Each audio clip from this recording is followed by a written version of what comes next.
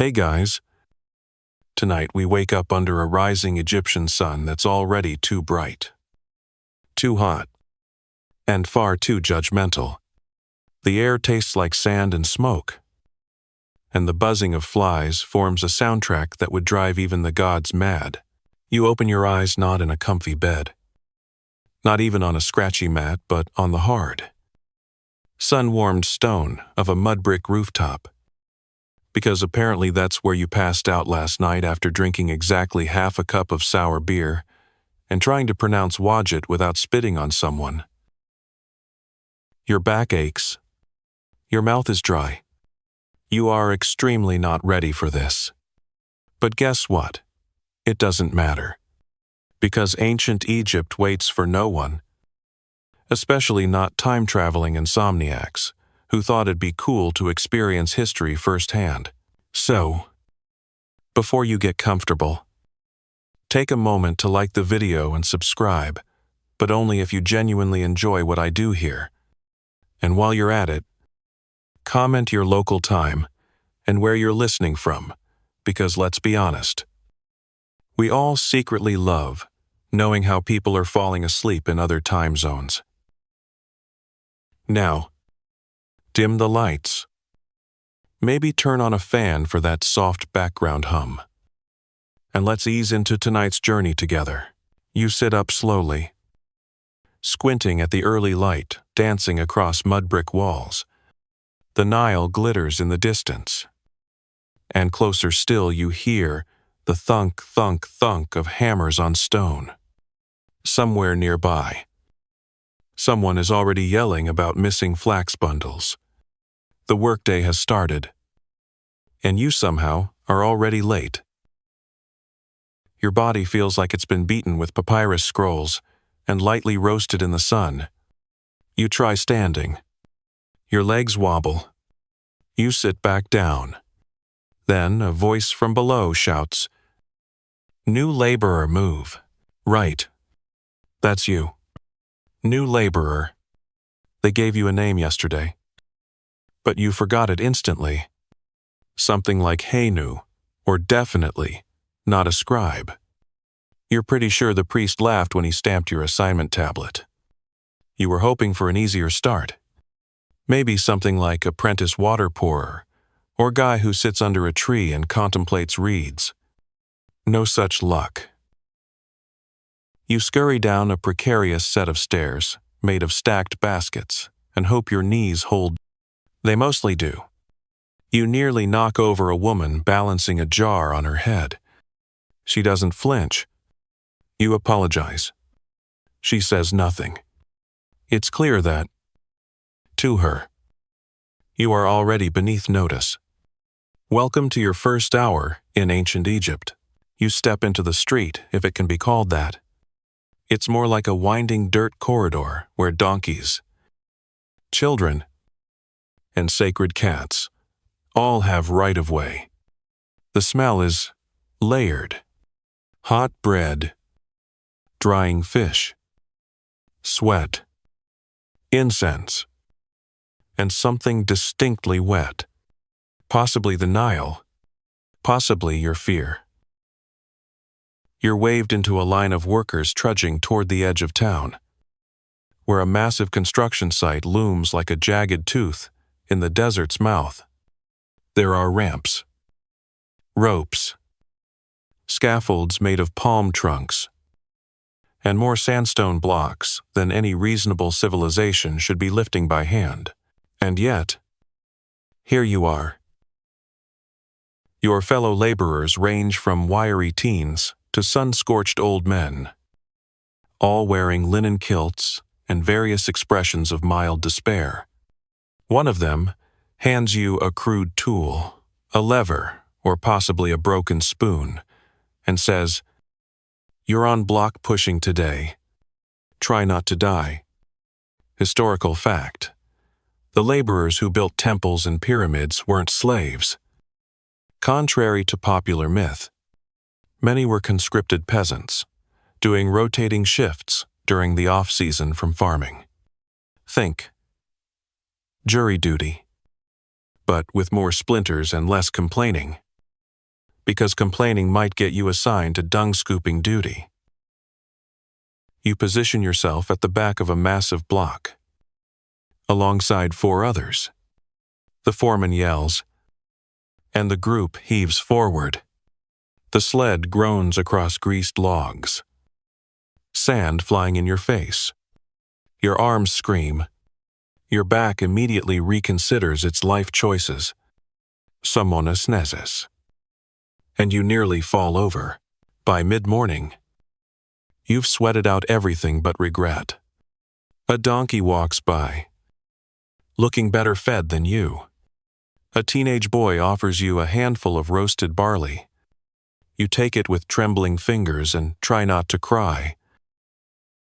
The sun climbs higher. Your head spins. The overseer walks by, glaring at you. You accidentally make eye contact. Mistake. He squints, points at you, then looks at a clipboard made of bark. You, rooftop sleeper. If you mess this up, I'm sending you to fish gutting. You want to say, I didn't even want to be here. But all that comes out is a wheeze. Still, you survive the shift. Barely. Your hands are blistered. Your linen is stained. And your legs feel like wet papyrus. You're dismissed around midday, just as the sun turns the ground into a skillet. As you limp toward the shade, a scribe calls your name. Or maybe it's someone else's name. Hard to say. But you're too tired to argue. You follow him anyway.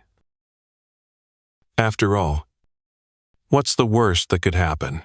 You trail behind the scribe like a confused shadow. Legs wobbly.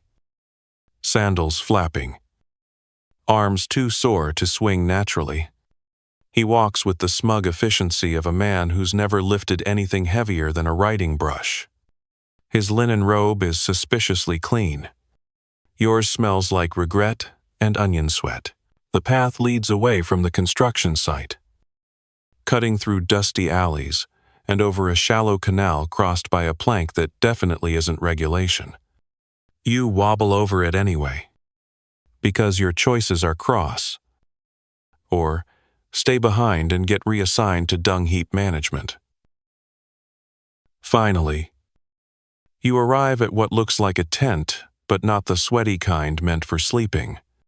This is a scribe's pavilion shaded, silkfingel, and lined with stacks of papyrus and tiny clay figurines that may or may not be talismans against workplace incompetence. Inside sits a man who looks like he's been awake since the reign of Khufu. He wears eyeliner, a stiff wig, and the eternal scowl of someone who's read too many tax records. He does not look happy to see you. This, says the smug escorting scribe, is the new assistant. The seated man glances at you, then at a tablet. Can he write? Before you can answer, the first scribe shrugs. Doubtful, but he's upright and has hands. You open your mouth to defend yourself, but realize you don't know how to write Egyptian. No hieroglyphs. Not hieratic. Not even bad doodles of birds. You once tried to draw a cat, and it looked like a terrified bag of noodles. So instead, you nod slowly and smile like someone who's just remembered what a bird might look like. He sighs. Fine. You'll copy tax receipts. No embellishments. No errors. If I see a single snake glyph in the wrong direction, I'm sending you to the fish gutters. Fish gutters are apparently ancient Egypt's version of detention. You sit. You're handed a stylus and a sheet of papyrus that looks older than your soul. Ink is made from soot and water. It smells like burnt licorice. The brush is soft, but the pressure is intense. You dip. You write. You immediately smear the first word with your wrist. The scribe groans audibly. You try again. This time it's readable. Though your ink symbol looks like a deformed coat rack, the scribe lets it pass. Barely. Outside, the sun burns the plaza white. But in here, it's dim and tense, filled with the scratching of styluses, the occasional hiss of corrections, and the slow, deliberate sipping of barley water. You learn a few things. Mainstream fact: ancient Egyptian scribes were elite. Even minor literacy gave you access to power, better rations, and much lower chances of being crushed by a sandstone block. But literacy took years to master, and the written language, O-zeroed. It was dense. They didn't just use alphabetic signs. Some were phonetic, some symbolic, and some just looked cool. A duck could mean sun or breakfast, depending on context. No pressure. By mid-morning, your back aches in ways that make pyramid building seem nostalgic. A scribe next to you mutters something about the curse of the left-handed copyist, then hands you a poorly sketched amulet of Thoth. Just in case. He says, fringe tidbit. Some scribes genuinely believed certain glyphs, especially those representing dangerous animals, had to be disarmed in writing to avoid invoking curses. That's right. They edited their own handwriting to avoid being spiritually mauled by ink jackals. You're interrupted when someone outside shouts, "Lunch." Everyone bolts upright. The scribes pack their tools with militaristic precision. You follow them to a nearby awning, where a kind-looking woman is handing out bowls. Your lunch is fish paste. Again, possibly fermented. It comes with 3 bits of flatbread and a cup of barley beer that tastes like warm regret. You eat with the others, nodding, as if this is all very familiar. Someone tries to trade you a pickled fig for your crust. You decline. You've been burned by figs before. As you chew, the scribes gossip. One says a man was cursed for miswriting a royal name. Another claims the vizier's cat is actually a divine spirit who punishes poor penmanship. They debate how many jars of honey it takes to bribe a temple guard. The answer: more than you have. You ask a question. Why are the receipts written twice? They pause. Once for the records. One replies. And once for the crocodile god. You wait for a punchline. Noni comes. Historians still argue whether this second copy was symbolic, religious, or just bureaucratic overkill. Either way, the croc god gets his paperwork. After lunch, you're given a bundle of old tax tablets to copy.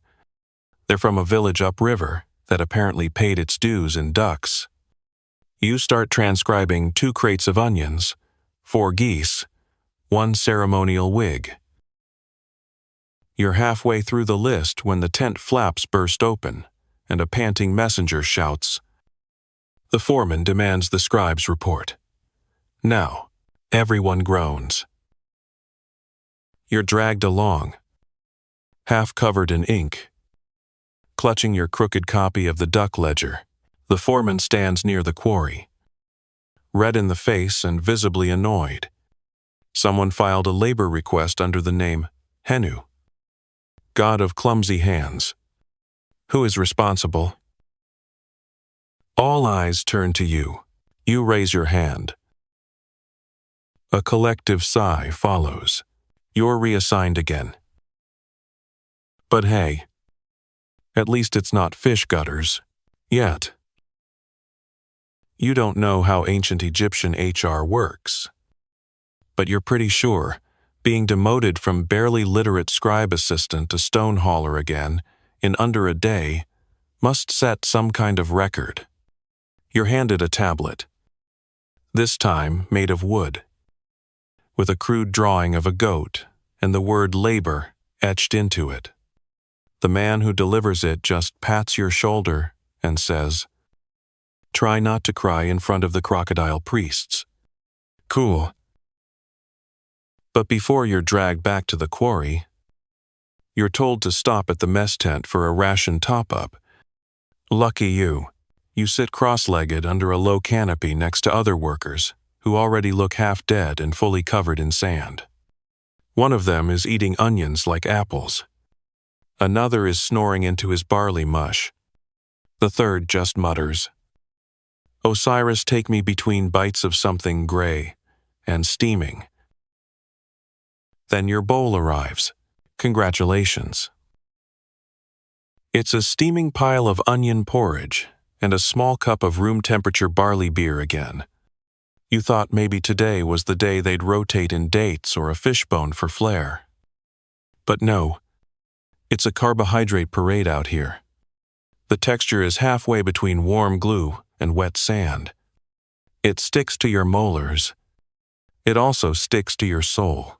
Mainstream historical fact: ancient Egyptian workers, especially those building state-sponsored monuments, were usually paid in rations rather than coin. These rations included emmer bread, onions, garlic, and beer. Lots and lots of beer. But don't get excited, it was low alcohol.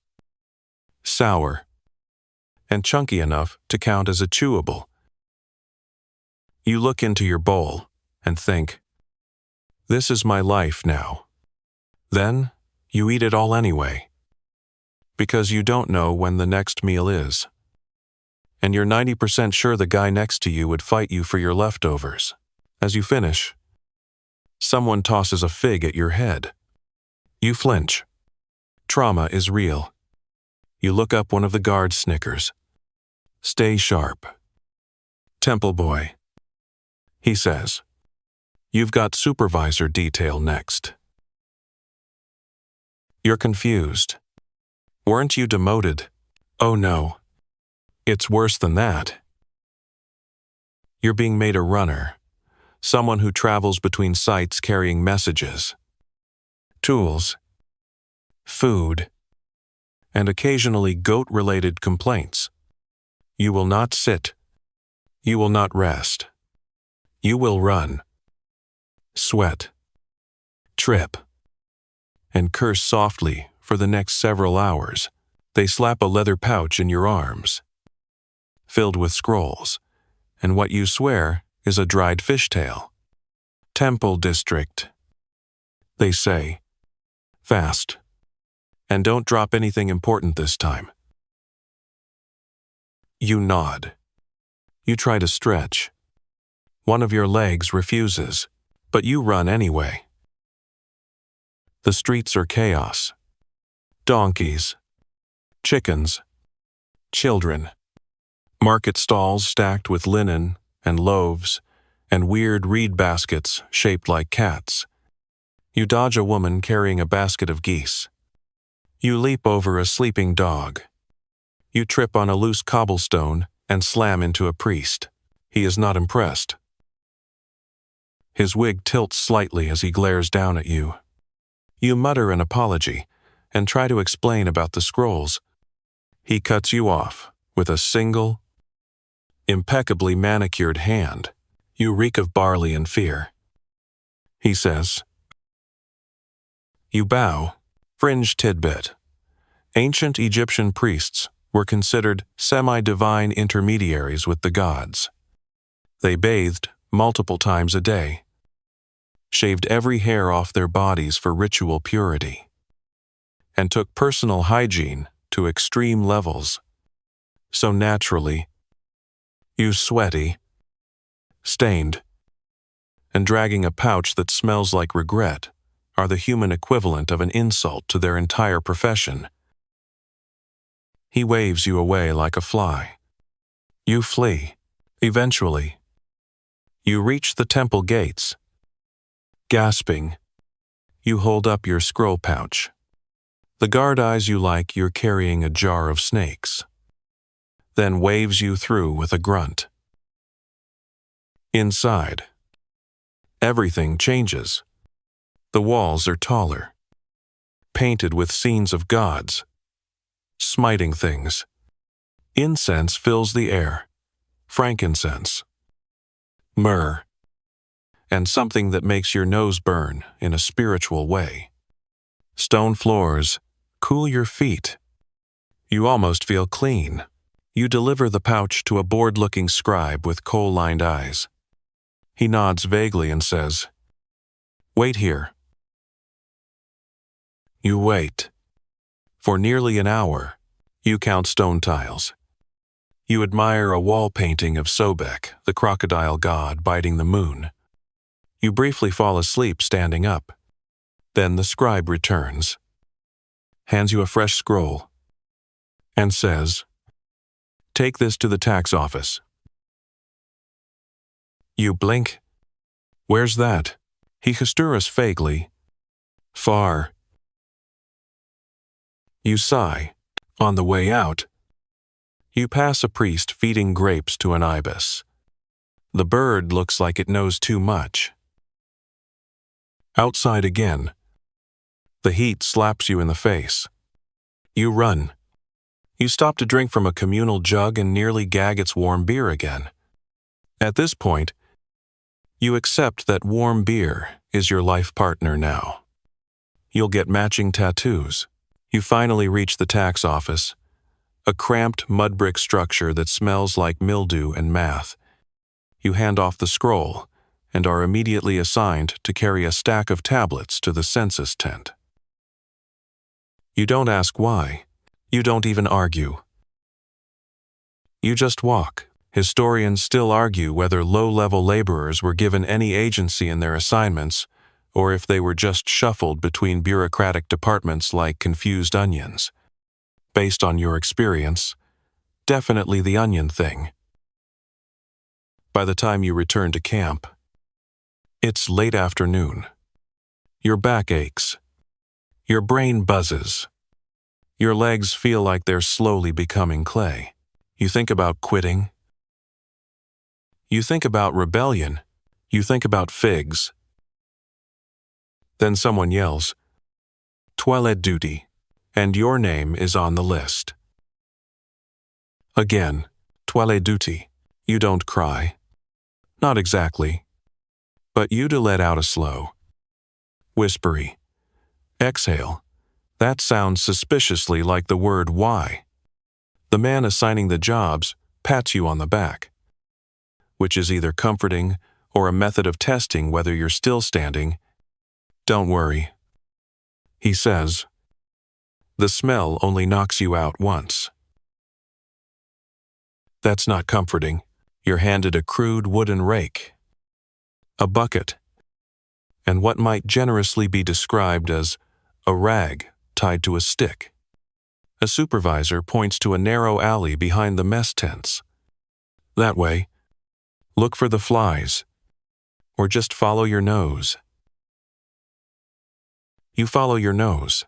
Big mistake. Here's the truth. Ancient Egypt is magnificent. Grand temples, pyramids, sacred rituals, incense wafting across golden altars. But the toilet's absolutely cursed. There are two kinds of toilet setups in this district. One is a deep pit lined with bricks and occasionally covered with planks. The other is, well, the Nile. And unfortunately, this sector has the pit version.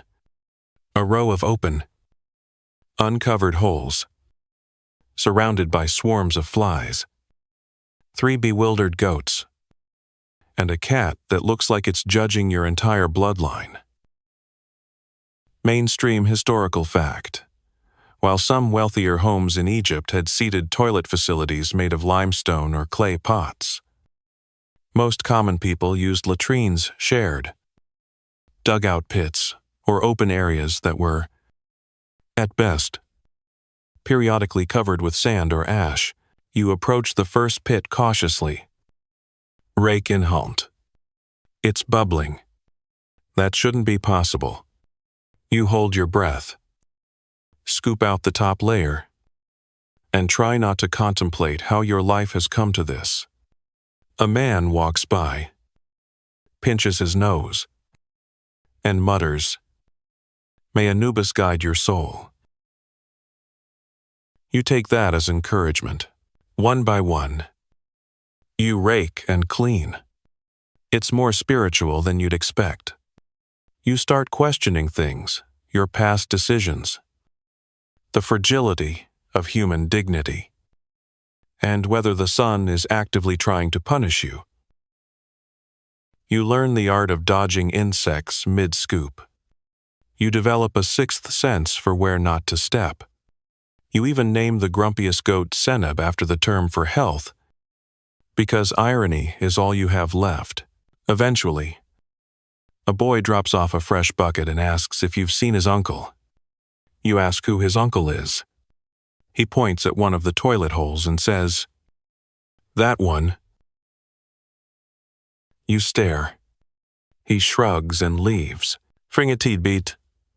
In some cases. Ancient Egyptians used crocodile dung. Yes, crocodile dung as a base for medicinal treatments and, oddly, contraception. You try not to think about that fact as you continue scraping something green off the edge of a pit wall. You pause for water. There's a jug resting nearby, covered in cloth to keep it cool. You lift the lid. It's not beer this time, it's actual water. Slightly murky. A bit warm. But it's liquid salvation. You drink deeply, trying to imagine you're in a bathhouse instead of the filth corridor of doom. Just as you finish, someone shouts, "Hey, that was foot washing water." You consider letting fate take you now, after what feels like 4 years compressed into a single hour. A bell rings. Break time. Sweet. Blissful. If only temporary break time. You drag yourself away from the latrines and slump beneath the shade of a fig tree. You shouldn't trust figs. You close your eyes. And that's when it happens. A loud, righteous voice booms from above, who defiles the sacred palm with their unwashed presence. You blink up. A man in a gold-hemmed robe is pointing dramatically at you from atop a short set of stairs. His head is shaved. His arms are outstretched. He has the energy of a stage actor who never left the stage. You try to sit up. He gasps. You reek of the underworld. You consider explaining that, yes, you do, because you've been elbow deep in it for the last 2 hours. But before you can defend yourself, 2 younger men in ceremonial collars appear and haul you upright. You have trespassed into a sacred resting zone for the priesthood of Bastet, the man continues. You have desecrated our shade. You glance up at the tree. It looks like a regular fig tree, possibly haunted. Definitely full of birds. Historians still argue whether priestly sacred spaces were clearly marked or just assumed knowledge. Based on your current situation, not marked. You're dragged back toward the temple entrance, halfway between a prisoner and a very confused delivery boy. The priest sniffs the air and flinches. Get him to the cleansing pool. You're marched past 2 guards who won't make eye contact and shoved behind a curtain into what turns out to be a half-empty chamber with a single large basin in the middle. A priestess with a nose ring gestures toward the basin. Clean yourself. Thoroughly. You hesitate. Is this sacred? She gives you a look. Not after you. You strip down and lower yourself into the pool, which is shockingly cold and vaguely smells of lotus root and something medicinal. Maybe mint. Maybe lizard. Who knows? You scrub yourself with a chunk of limestone and what you hope is soap. You sit there for a while, just letting the water numb your limbs and erase the memory of pit duty. You start to relax. Then someone yells from outside, "Where's the runner? We've got a bread emergency." You groan. You get up. You dry yourself with a stiff reed mat. You are reborn. Slightly cleaner. Significantly more traumatized. You emerge from the cleansing pool like a soggy piece of papyrus. Limbs wobbly. Hair, what's left of it, sticking to your forehead in damp defiance. The priestess who ordered you to bathe gives you an approving nod, then promptly forgets you exist. You're halfway into wringing out your linen wrap when a boy skids around the temple courtyard, bunting, waving a scroll like it's on fire. "You," he gasps. "Bread emergency. Temple kitchens need a runner. You run." "Right." You open your mouth to say barely, but instead you just nod. Because at this point, denying anything only earns you a worse job. Like royal mosquito bait. You're handed the scroll and a small pouch that clinks. "That's for the grain master," the boy says. "And don't drop it. Or spend it. Or sniff it. Or ask about it." This is not suspicious at all. Off you go. You cross half the temple district, past towering columns carved with gods smiting things, past sun-baked courtyards where acolytes sweep endlessly, past a small crocodile in a pond who watches you like you owe him money. You nearly trip over a ceremonial drum left out to dry. Finally, you reach the bakery. And yes, it's a temple bakery, which means two things. One, the bread is technically sacred. And two, the bakers are the grumpiest people in all of Egypt. Imagine kneading dough in 110 degrees Fahrenheit heat with no fans, and lots of gods judging your crust. The head baker is a woman with biceps carved by Ra himself. She squints at your scroll, takes it, sniffs the pouch, and mutters, "Too late. Dough's already flat." Then she waves her arm toward a low shelf stacked with sad-looking loaves. You look at the bread. You look back at her.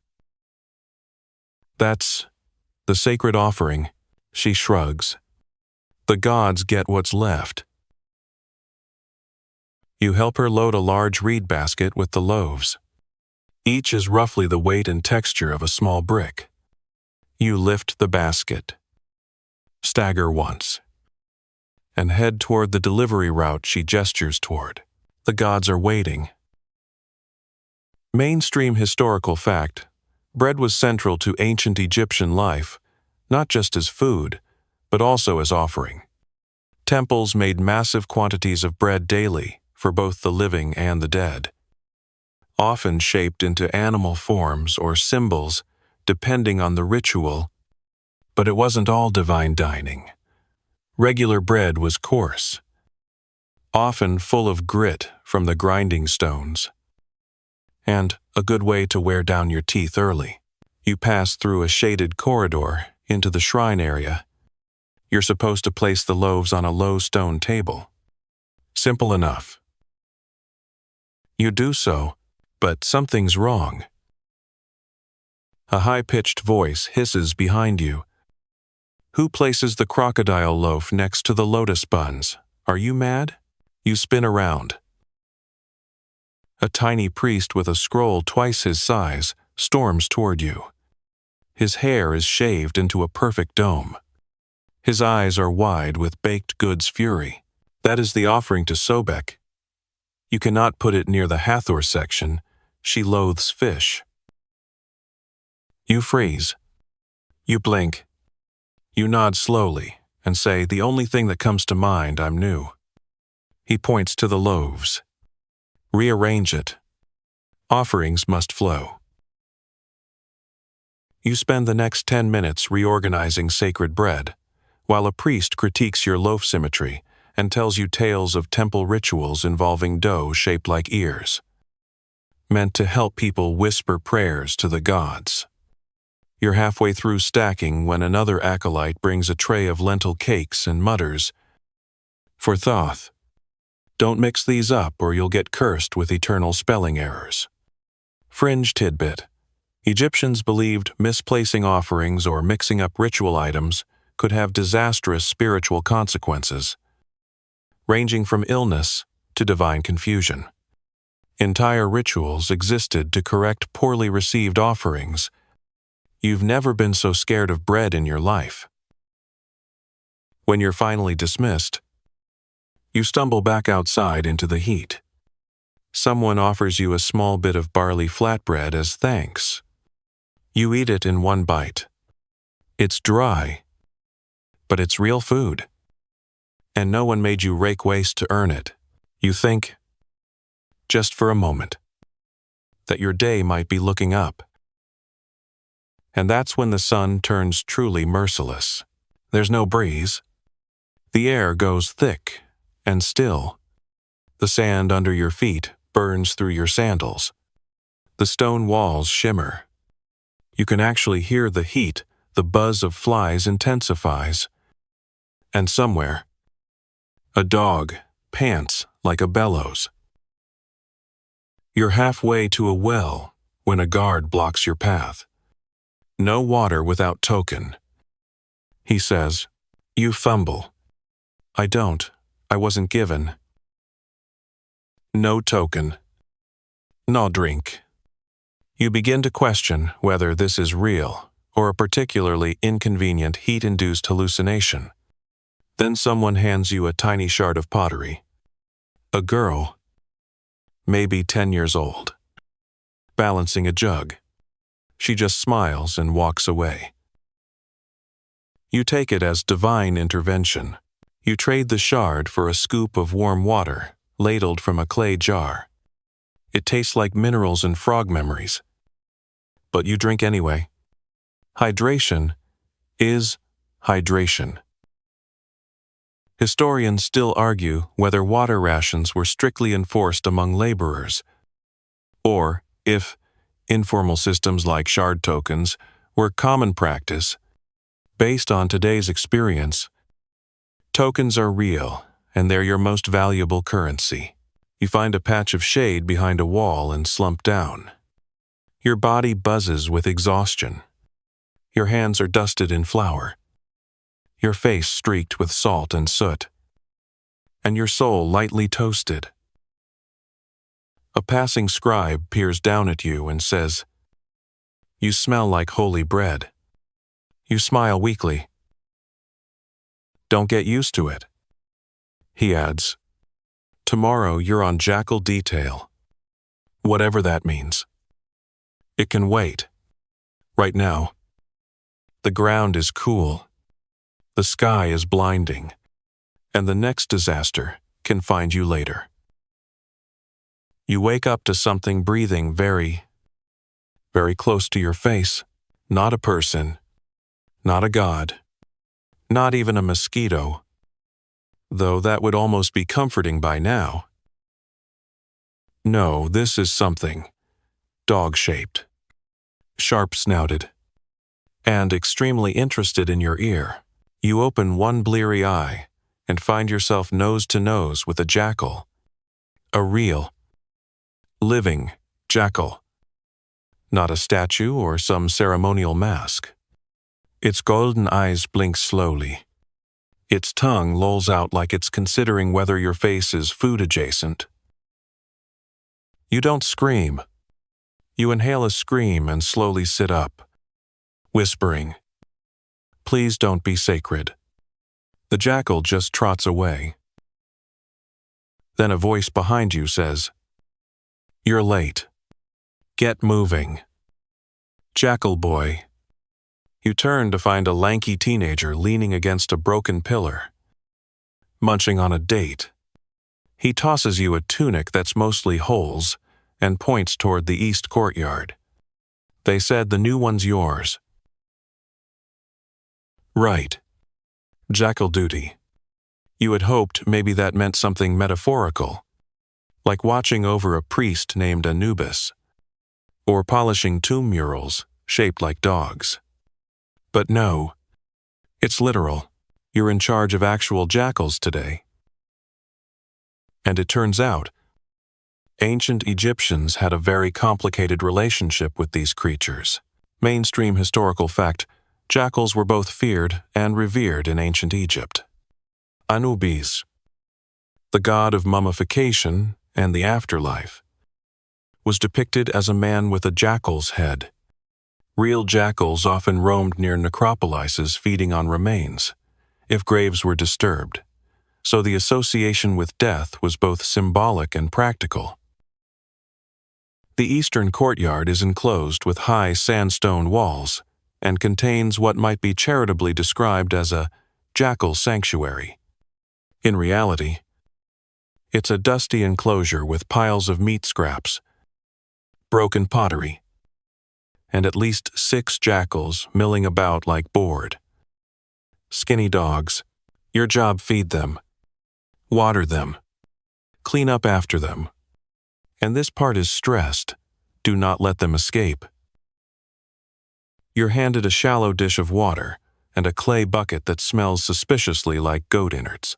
One of the jackals sniffs the bucket and lets out a sharp bark. Another immediately tries to steal the rag tucked into your belt. A third sits calmly in the shade, eyeing you like it's memorizing your weaknesses. You begin ladling bits of meat into stone bowls around the yard. You do not make eye contact. You do hum a little to yourself, which apparently calms them down, or at least masks your fear.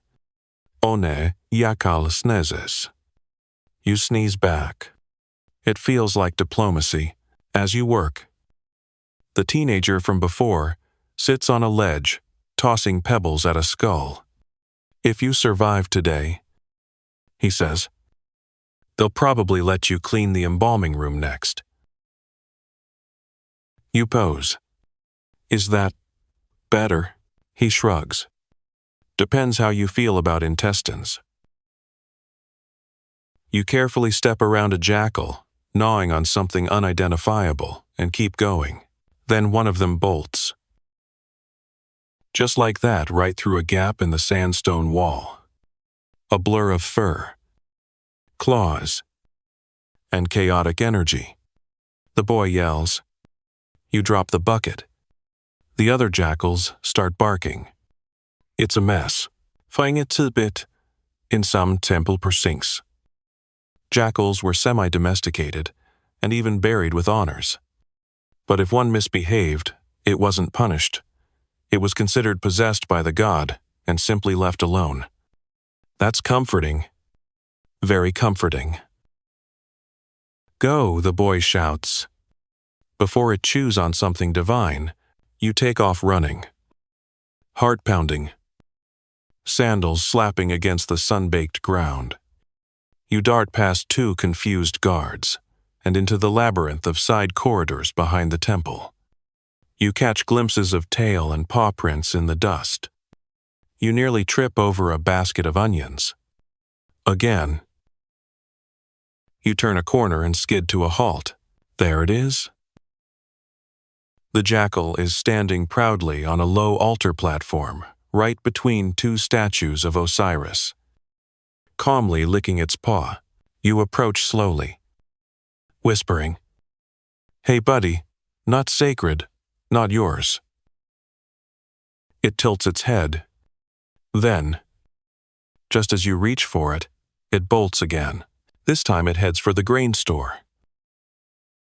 You follow, half running, half praying. If it gets into the sacred barley, someone will be mummified. And it might be you. You finally catch up with it, just as it noses open a wicker lid. You lunge, grab its midsection, and tumble backward into a pile of date leaves. It's squirmy. It's wiry. It smells like sun-baked fur and divine punishment. Somehow, you wrangle it back to the courtyard. Everyone cheers like you've won an Olympic event. Not bad, the boy says. You didn't lose a hand. You collapse under a fig tree.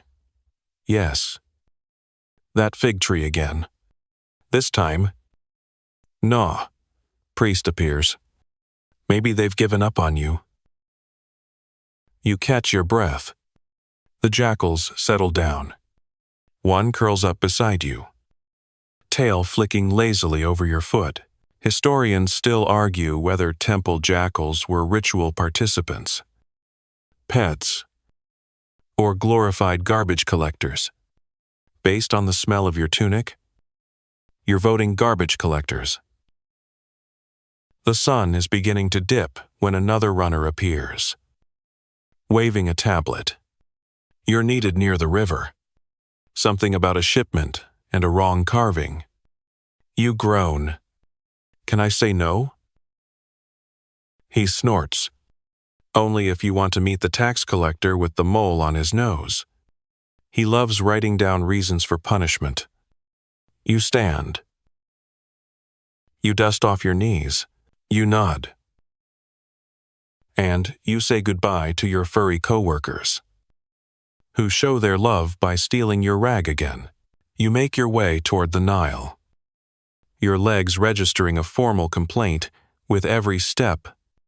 The road from the jackal courtyard to the riverside is lined with reeds that sway like smug spectators. And beyond them, you spot the water wide, shimmering, sluggish. A single felucca glides past, its triangular sail glowing gold in the afternoon sun. It's almost peaceful, almost. Until someone shouts. He's here, the one who messed up the hippopotamus glyph. You stop mid-step. You haven't carved anything today, let alone a hippo. But before you can protest, a wiry man with ink-stained fingers grabs you by the elbow and drags you toward a low stone platform near the dock. He points to a wall. There it is, a newly chiseled inscription showing a scene of river offerings. There's grain. There's wine. There's whatever that is. You squint. The supposed hippopotamus looks like a lumpy couch with teeth, and also wings. That is not acceptable, the man says, nearly tearing his linen cap in frustration. This was meant to honor Taweret. You look at the carving again. Maybe it's modern art, you suggest, then immediately regret it. Mainstream historical fact: Taweret, the goddess of childbirth and protection, was often depicted as a pregnant hippopotamus standing upright, with lion's paws and a crocodile tail. While sacred, her image had to be drawn with care, especially when included in temple inscriptions. You know, so she wouldn't smite you in your sleep. The man sighs. Now we have to sand the whole section and redo it. You eye the offending hippopotamus. Honestly, it kind of has character. But you understand, this isn't a democracy. Take the scraper, he says. Start from the snout. You spend the next hour hunched over a limestone wall, scraping away what looks suspiciously like a hippo's attempt at smiling. The stone resists every stroke. The dust gets into your hair, your eyes, and possibly your bloodstream. The man mutters incantations behind you. Or maybe just passive-aggressive commentary. You can't tell. A small boy walks by and says, "Nice whale." You try not to scream. Eventually, the creature's face is smooth again, clean slate. The artisan nods with vague approval and says, "We'll let the apprentice recarve it. You've been reassigned." You feel hope stir. Maybe it's something restful. A library job. A fan-waving post. Nope. Ship unloading. Of course. You arrive at the docks, just as a barge is bumping clumsily into place. It's loaded with bundles of papyrus, crates of grain, several clay pots marked with ominous red symbols, and a cage that might contain something alive. You really hope it doesn't. You're handed a rope and told to grab that end and pull. You do. Then you immediately regret it. The crate you're tugging weighs more than your collective self-worth. You and 2 others drag it inch by inch across planks that creak like ancient curses. Sweat pours into your eyes. Your sandals slip. The crate shifts. A pot topples and smashes at your feet, releasing a cloud of herbs and what smells suspiciously like onion-fermented wine. Don't breathe that. Someone coughs. Last guy got poetic for 3 days. You hold your breath and keep pulling. Fringe tidbit. Some shipments to temples included hallucinogenic or psychoactive herbs used in dream rituals. Participants would sleep in sacred spaces, hoping for visions or divine answers. You? However, I just want a nap. Not visions. Just plain, uneventful unconsciousness. After 3 more crates and a deeply personal argument with a stubborn rope, you're finally allowed to stop. You collapse beside a stack of reeds and stare out at the river. It's beautiful in that ancient, slightly terrifying way. The sun begins to slide behind the palm trees. Boats drift. Fishermen zing. And something large splashes in the distance. Probably not a cursed hippo. Just when you're convinced your evening can't get more surreal, a woman approaches with a basket. She kneels beside you and offers a small jar. "For your hands," she says. "Honey and papyrus ash." You blink. "Is it edible?" She laughs. "No. It's a balm." You accept it gratefully. Your palms are cracked. Your knuckles raw. The balm stings at first, then soothes like cool shade on burning skin. You thank her. She nods and vanishes like a fig in the wind. Historians still argue whether worker care like medical salves or injury rest days was standard practice or rare kindness. You're leaning toward rare kindness, delivered by basket-carrying miracles. As twilight settles, the dock workers light small oil lamps. The water catches their flicker. You realize you've made it through another day. Your reward: more barley mash, possibly warm. You sigh, stand, and begin the slow walk back toward camp. Your hands sticky with ash honey paste. Your soul permanently tattooed with a hippo's haunting grin. You trudge back to camp with the gait of a broken plow ox, one leg dragging, one arm holding your lower back like an exhausted grandma, and a haunted expression that says, "I scraped a god's face off today." No one looks twice. You pass a man chasing a goose. You pass a goose chasing a man. Neither seems out of place. The scent of cooking barley hits you first burnt, faintly sour, with a top note of crushed onion and despair. You follow it like a pilgrim. The mess tent is full, but the workers make space when they see the papyrus ash still crusted on your fingers. Someone hands you a bowl of what might be lentil stew. It sloshes. You don't ask questions. You eat. Mainstream historical fact. The average laborer's diet in ancient Egypt was deeply repetitive. Bread, lentils, onions, leeks, dried fish, and beer made up the bulk of their calories. Meat was rare unless you worked in temples or had a very festive funeral to attend. Still, the Nile's fertility made famine less common than you'd expect. You mop your bowl with a scrap of bread that crunches suspiciously. There's definitely sand in it. At this point, your teeth are just extra millstones. Then someone nudges you. It's the boy from jackal duty. He points to a bonfire in the center of camp, where a small crowd is forming. Night stories. He says, you drift toward it, bowl in hand, and find a seat on a log. An older woman with silver-streaked braids begins speaking in a low, musicale voice. She doesn't shout, but everyone quiets down to hear. She's telling a story about a man who angered Thoth by carving an ibis with a crooked beak.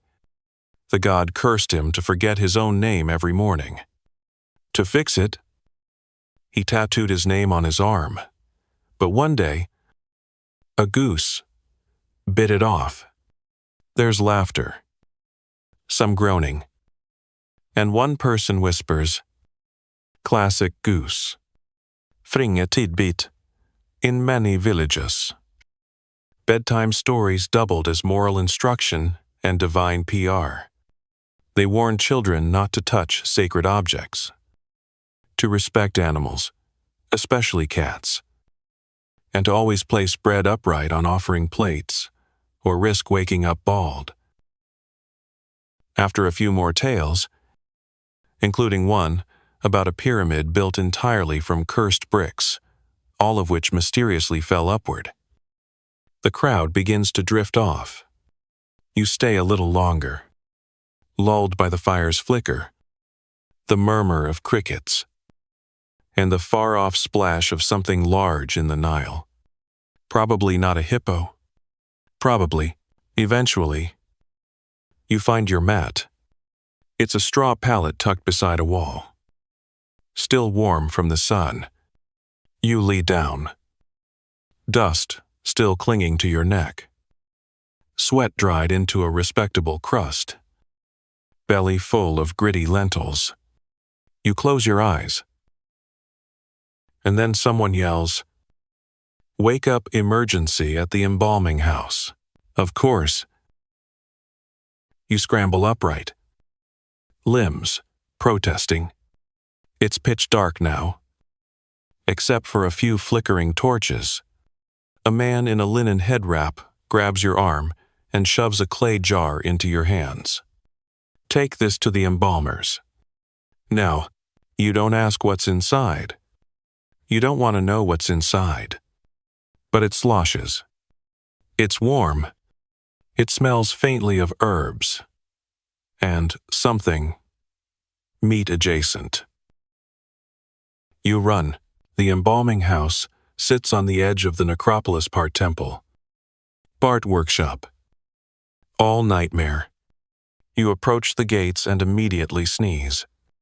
The air here is thick with incense, resin, and what can only be described as medicated mummification. Inside, it's keter than a tom. No pun intended. Torches cast long shadows across stone tables. Linen-wrapped bundles line the walls. You try not to stare too hard. A tall priest gestures you forward. His face is obscured by a linen veil. You brought the natron mix. You lift the jar. He nods and points to a table. There lies a body cleaned, drained, and halfway wrapped. His chest cavity is open. But there's no gore, just a smooth, empty space and 4 small canopic jars nearby, each topped with a different animal head. He pours your jar's contents into a shallow bowl and begins rubbing the mixture over the body's legs. You step back. Mainstream historical fact: the embalming process in Egypt could take up to 70 days. It involved removing internal organs, preserving them in jars, desiccating the body with natron, a naturally occurring salt, and finally wrapping it in layers of linen and resin. Embalmers were both respected and feared. They worked closely with death, yet were essential for reaching the afterlife. You're asked to help lift the body, just to roll it slightly for better salt application. You do it. It's surprisingly light, dry, like clay that's been in the sun too long. You don't feel scared, just reverent and exhausted. The priest thanks you with a nod. Another man hands you a sprig of something fragrant. Place it at the feet. He says, "You do." Then, without a word, you're dismissed. You step back into the cool night air and take your first real breath in hours. Historians still argue whether all classes received full mummification or if simpler burials were more common for lower castes.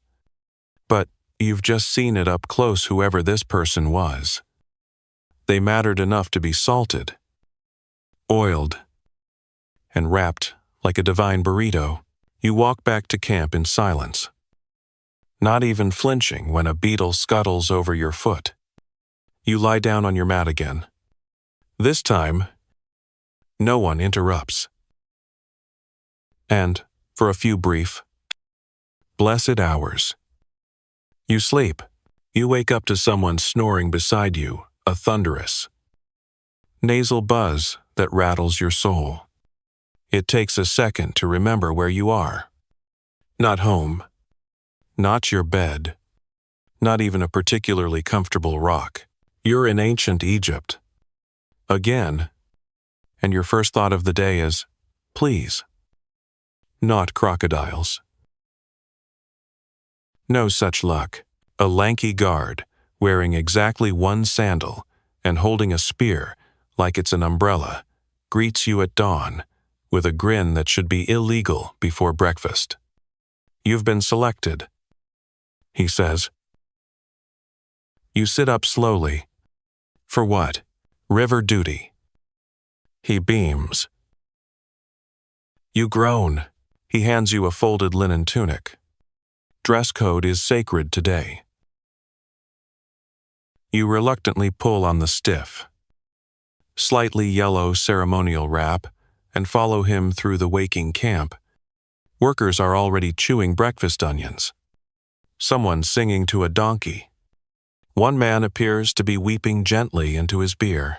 By the time you reach the riverbank, the scene is set. Priests are assembling in a line.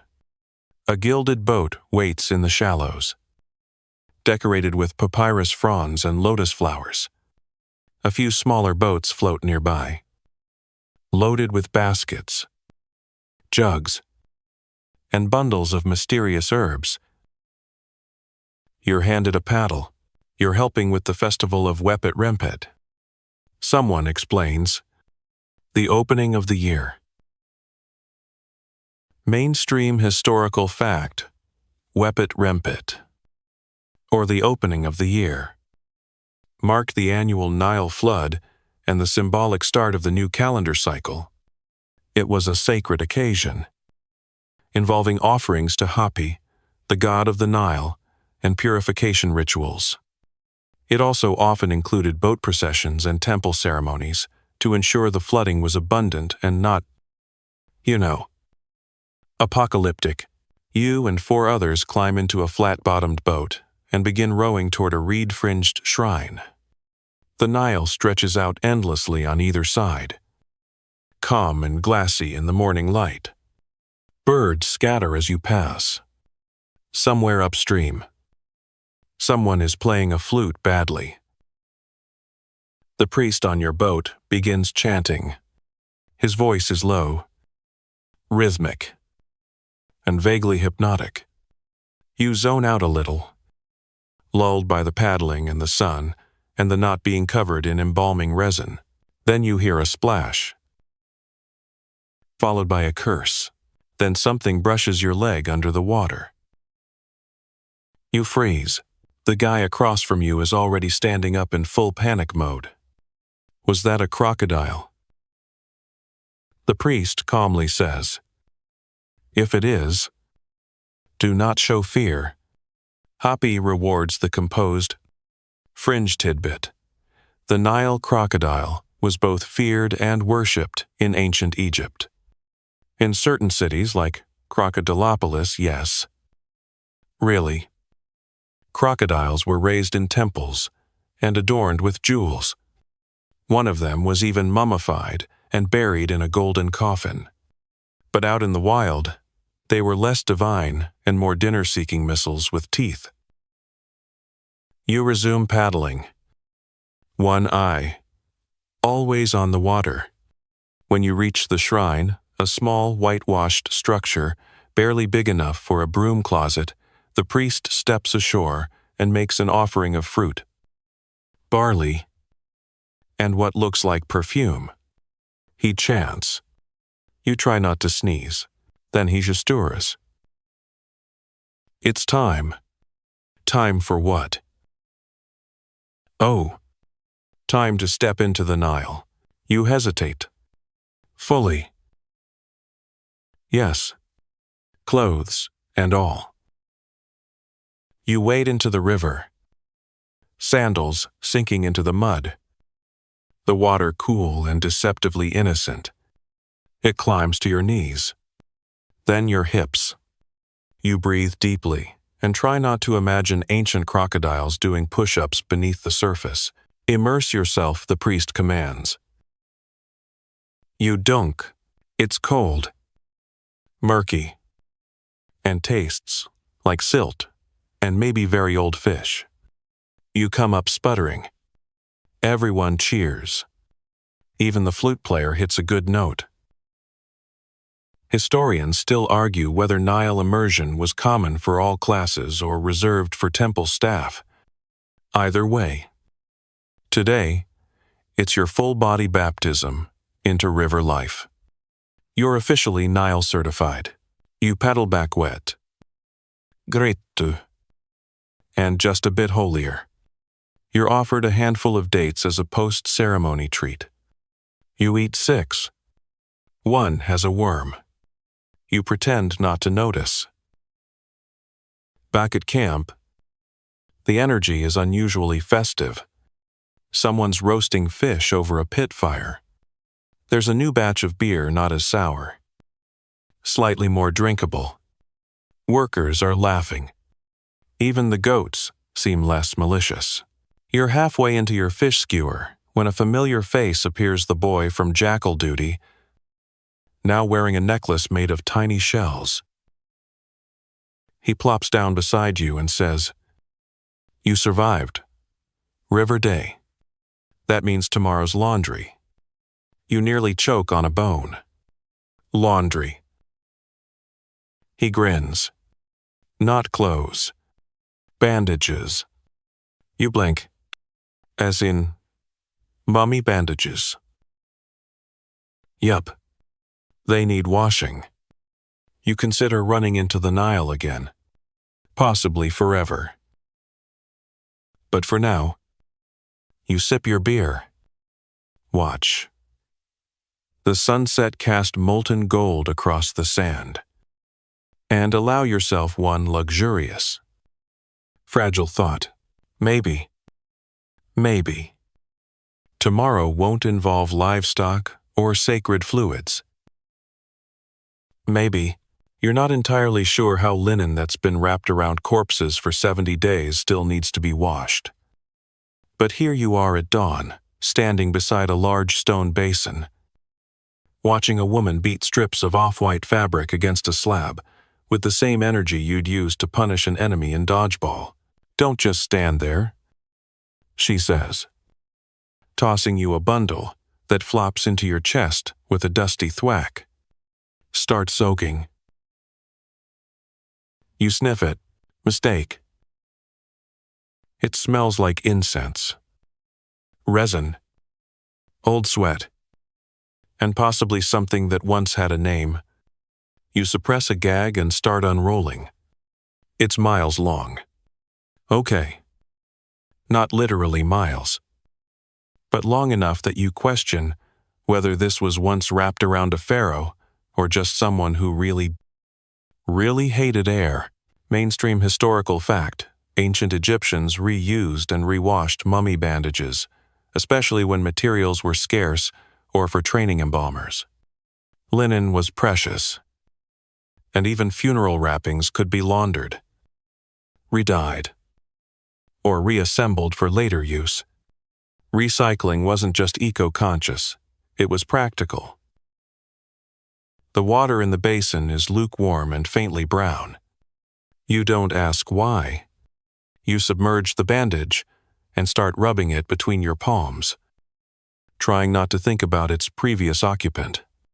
Every so often, a fragment of dried resin floats to the surface, like a ghostly crouton. A goat bleats in the distance. You envy its simplicity.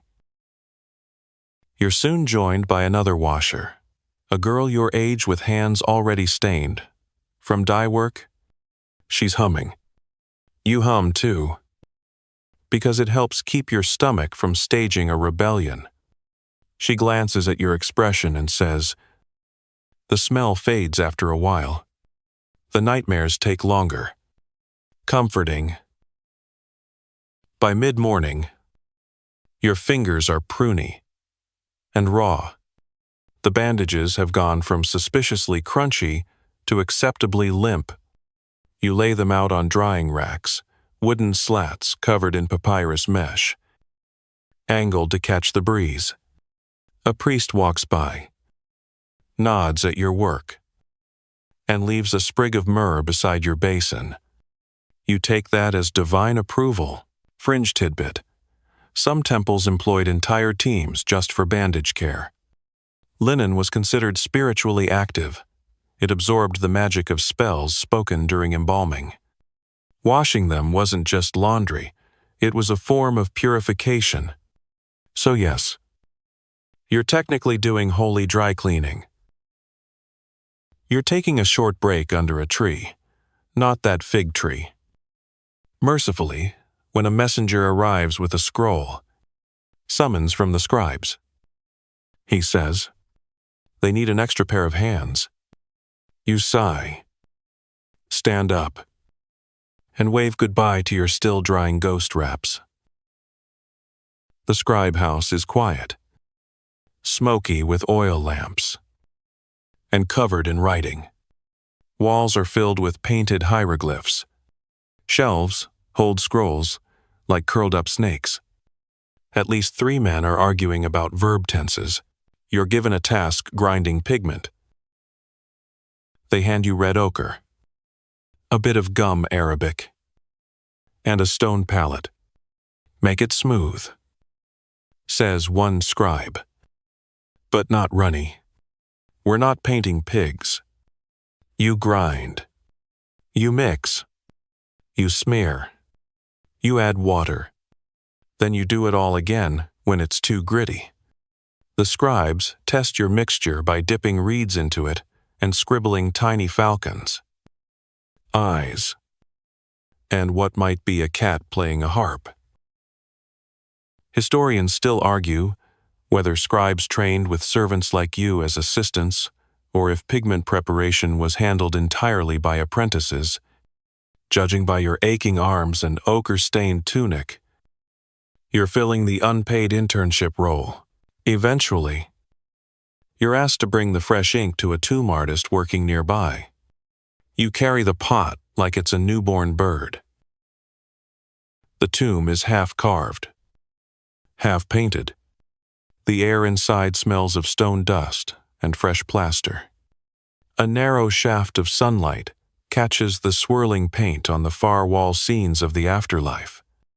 Boats, fields of reeds, happy people with perfect hair. The artist nods at you, dips a reed, and begins inking the outline of a jackal-headed god. You try not to take it personally. You're told to assist with filling in background pigment. You obey, painting cautiously inside the lines like your soul depends on it, which it might. The artist grunts approval. That's basically a standing ovation here. Mainstream historical fact. Tomb painting was a sacred task, often requiring purification rituals before artists began. Scenes weren't just decorative, they served a magical function, guiding the dead into the next life and ensuring they had everything they needed: food, servants, entertainment, even pets. You glance at the wall you've been working on. It shows a banquet, complete with dancers and what appears to be a trained monkey. In the corner, a servant figure carries a tray. You realize it looks same nose, same "what am I doing here" posture. You choose to feel honored. You work until your knees ache and your back is a tightrope. When you finally step outside, the sun's already low. You're covered in red streaks. Your hands look like you've survived a papyrus war, but the wind smells like honey and mint. Dinner is stewed leeks and soft bread. You eat slowly, surrounded by the warm murmur of people who've also survived another day. Even the goats seem relaxed. A man nearby is carving a small statue. A woman sings softly while weaving a reed mat. The priest who scolded you about the fig tree walks by, gives you a nod, and doesn't smite you. Progress. You lie down on your mat, sore but strangely content. Tomorrow could bring anything: grain riots, lunar eclipses, beetle plagues, but for now, you sleep beneath a sky full of ancient stars. You wake to the sound of drums, deep, steady, ominous. Not the festive kind that makes you want to sway your hips, but the kind that makes you wonder if today is going to involve ceremonial fire, public judgment, or being mistaken for a cursed goose again. A young priest runs past, waving a bundle of palm fronds. "It's festival day," he yells. "Wake up, paint your face, or you'll dishonor Hathor." You blink up at the pale dawn sky. Birds flit overhead. Someone's already chanting. You sit up, bones cracking like ancient pottery, and sigh. Hathor, goddess of joy, love, music, and apparently mandatory participation. You're handed a bowl of white paint and a tiny bronze mirror. You look like a dusty toad. "Lines under the eyes," says the woman who gives you the bowl. "Smile lines. Hathor loves joy." You attempt to smile while painting your face. You end up looking like a raccoon having a midlife crisis. Good enough. You're hustled toward the main road, where people are already gathering. There's music harps, flutes, sistrums and dancers covered in bells. Everyone is dressed in bright linen and smeared in colored paste. A man with a painted cow mask rides a donkey. A toddler is being dragged along by a leash made of vines. It's glorious chaos. Mainstream historical fact. Festivals in ancient Egypt were frequent and lavish, especially those honoring major deities like Hathor, Isis, or Osiris.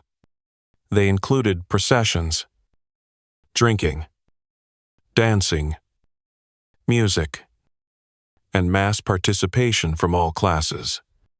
Some festivals lasted for several days and were considered essential for maintaining divine balance, or ma'at.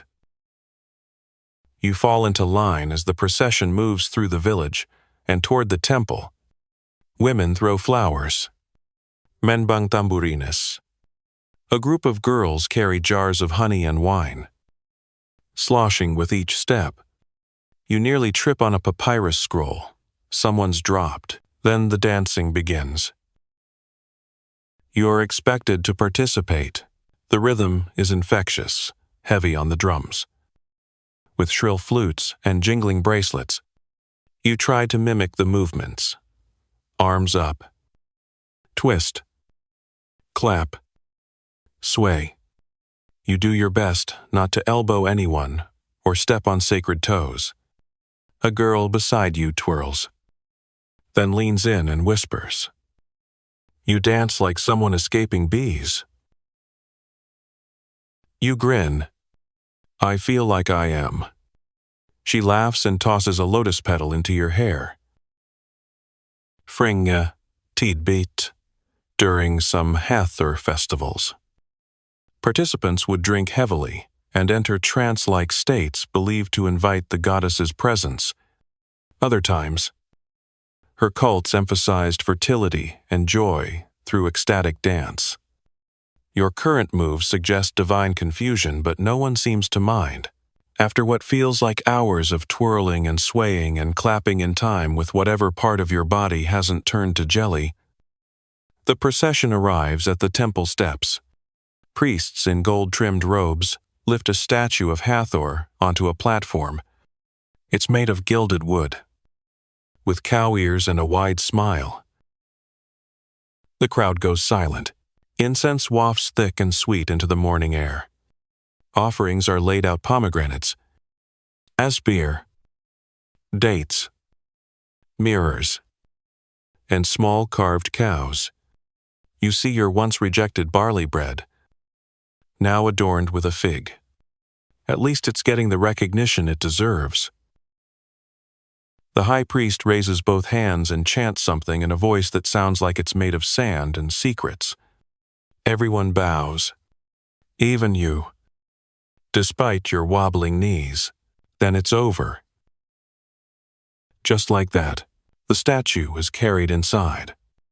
The music dims. People start wandering back to their homes or toward the feasting tents that have magically appeared on the plaza's edges. You follow the scent of roasted fish and honey cakes. You earn your plate by helping stack baskets and passing out cups. The beer is thick and warm, but mildly delicious after the morning's chaos. The honey cakes are chewy and stick to your molars like divine glue. You're mid-bite when someone yells. You runner. You don't even flinch anymore. A messenger rushes toward you with a clay seal in hand. Go to the scribes again, he says. There's a counting error. You stuff the rest of the cake in your mouth and nod. Back at the scribe hall. It's chaos, but the quiet kind. Panicked whispers, ink splatters, scrolls everywhere. A man with blue on his nose mutters, "We counted 412 jars of oil, but the record says 413. You raise a hand. Could one have leaked? He stares at you like you've reinvented numbers. Another scribe gestures for your help. You have good eyes. We're recounting cattle. Go check the field behind the east wall. Of course, the field is muddy. The cattle are unimpressed. One glares at you, chewing sideways. In that way cows do when they know they're winning. You begin counting. 21. 22. Wait, was that the same one that circled back? Historians still argue whether ancient tallies were rigorously accurate or more of a close enough situation. You're voting for close enough. Especially when one cow steps on your foot and another licks your elbow mid-count. Eventually, you return and say, it's 32. And one of them hates sandals. You're dismissed with a nod and handed a scroll to return to the temple accountant. He looks over your numbers, grunts, and gives you a lump of what might be sugarcane. You chew it. It's fibrous and vaguely sweet, like chewing optimism soaked in rainwater. By sunset, you're sitting on the temple wall, watching the sky turn that impossible Nile pink. Your body aches in unfamiliar places. Your tunic still smells like fermented paint. But today didn't involve embalming fluid. Escape yakals, or hippo face accusations. That's what counts as a win here. And honestly, you danced for a goddess. You didn't fall into the Nile. You even made a cow friend, sort of. Tomorrow might bring plagues, or tax collection, or crocodile divination. But tonight, you've got a belly full of beer, sugarcane stuck in your teeth, and petals still in your hair. And for a few fleeting minutes, ancient Egypt feels almost survivable. You wake to the sound of scratching slow, deliberate, papyrus on papyrus, scratching. For one terrifying moment, you think it's more jackals. Or worse, the return of hippoglyph corrections, but knew it's just a cat. A regal, golden-eyed feline is parked directly on your chest, purring like a divine kettle and kneading your sternum with enough force to compress your soul. You blink at it. Good morning to you. 2. It flicks its tail and jumps down. As it saunters off, a priest appears. Because, of course, there's always a priest when you're dealing with cats. She chose you, he says solemnly, like you've just been elected to a cosmic committee. Bastet smiles on you today. You're still wiping cat fur out of your mouth when someone hands you your new assignment: temple cleaning. Not the glamorous kind. No incense. No ritual.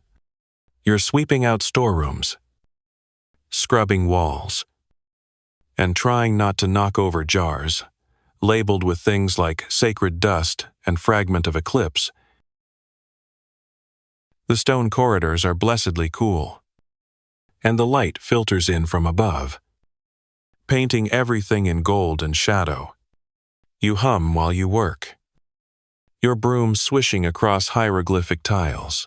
Mainstream historical fact: temples in ancient Egypt were vast, multifunctional complexes. Besides being spiritual centers, they stored food, administered law, taught scribes, and kept detailed records. Temple workers included everyone from high priests to cooks, janitors, and, yes, cat wranglers. You pass a chamber filled with stacked scrolls and nearly get knocked out by a falling basket of reeds. In another room, someone's grinding blue pigment into powder with a pestle that looks like it's seen several dynasties. Then you reach the inner shrine. No one told you to clean here, but the doors are cracked, and a sliver of light beckons. So, naturally, you push them open. Inside is silence. A quiet so thick it wraps around your ears like wool. The walls are covered in golden reliefs. The air smells like myrrh and old magic. And in the center, There's a statue of a goddess. Maybe Isis. Maybe Hathor again. Maybe someone even older smiling, a smile that knows everything. You immediately regret entering. You start to back out. But the cat from earlier strolls in and curls up at the statue's feet. Fringe tidbit. Cats were so revered in Egypt that harming one even accidentally was punishable by death. Many temples kept sacred cats as living symbols of Bastet, the feline goddess of home, fertility, and protection. Some were even mummified and entombed with jewelry. You bow awkwardly and retreat. Brominhand. Heart pounding like you've just interrupted a divine nap. Back in the main hall, a scribe is yelling about missing ink. You offer to help look. Anything to be away from smiling, all-knowing statue room. You search a supply room full of baskets and pots. You open one and immediately wish you hadn't. Inside are scrolls. Hundreds, maybe thousands, all packed tightly and wrapped in faded linen. Some have seals with names you recognize: old kings, foreign cities, even stars. One scroll has a sketch of a star map on it. Spirals and points that feel off, like they're looking back. You close the basket. Historians still argue whether temple storerooms were used to keep hidden knowledge, unorthodox scrolls, star charts, apocalyptic prophecies, or just oversupplied receipts. But you're voting for definitely haunted.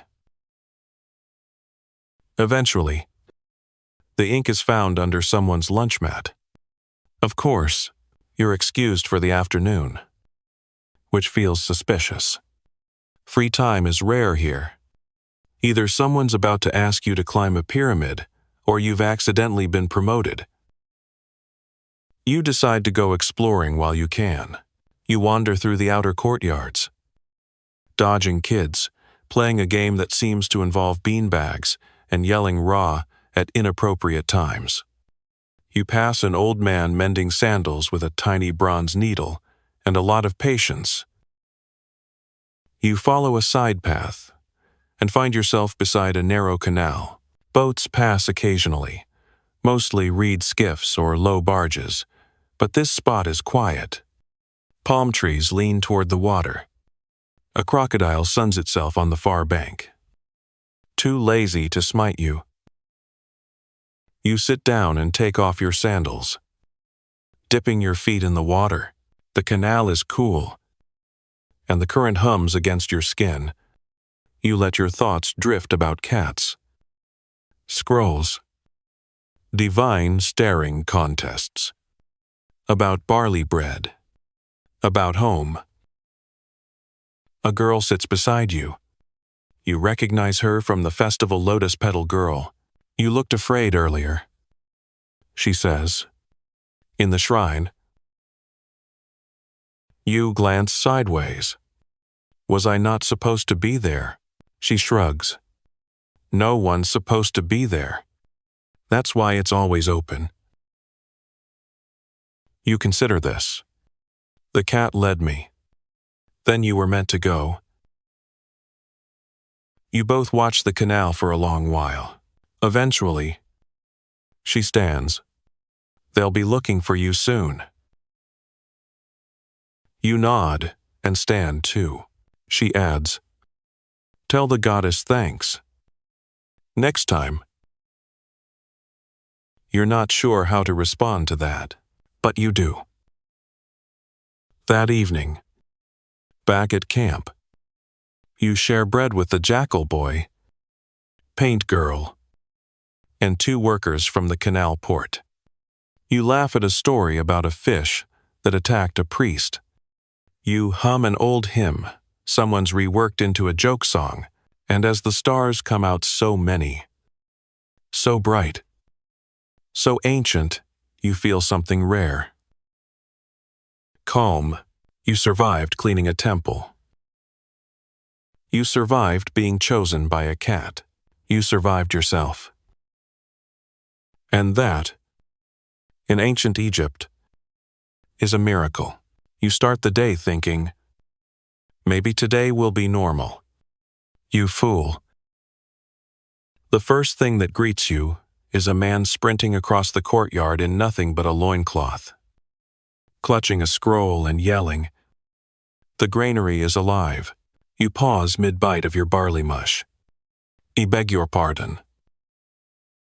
But he's already gone. You swallow, sigh, and follow. Curiosity has clearly survived the centuries. The granary, it turns out, 'tis not literally alive. No grain golems or sentient sacks. But it is swarming with locusts. Hundreds, maybe thousands. Crowling, chirping, flapping around like they've been personally insulted by the concept of storage. A priest, in a panicked frenzy, throws a handful of onions at them. It does nothing. But the gesture is impressive. Mainstream historical fact: Egypt's granaries were essential to survival. Storing barley, imma, and other staples. A failed harvest or a grain spoilage could lead to rationing or worse. Rebellion. Locust plagues were a very real threat, and even made it into religious texts as omens of divine discontent. You're handed a fan made of reeds and told to shoo wisely. You try? The locusts ignore your authority. You spend the next hour in a blur of flailing limbs, clouded air, and increasingly aggressive insect gossip. One locust lands on your eyebrow and won't leave. Another crawls into your sandal. You achieve a new personal record for undignified yelping. Eventually, someone brings in smoke pots. Thick clouds waft up, smelling of resin, herbs, and maybe desperation. The locusts begin to retreat, or choke. Either way, victory. You sit against a wall, fanning your face with your now bent reed paddle, breathing shallowly and wondering if Hathor accepts apology notes in the form of bug bites. Then, as if summoned by sarcasm, "À temple garde.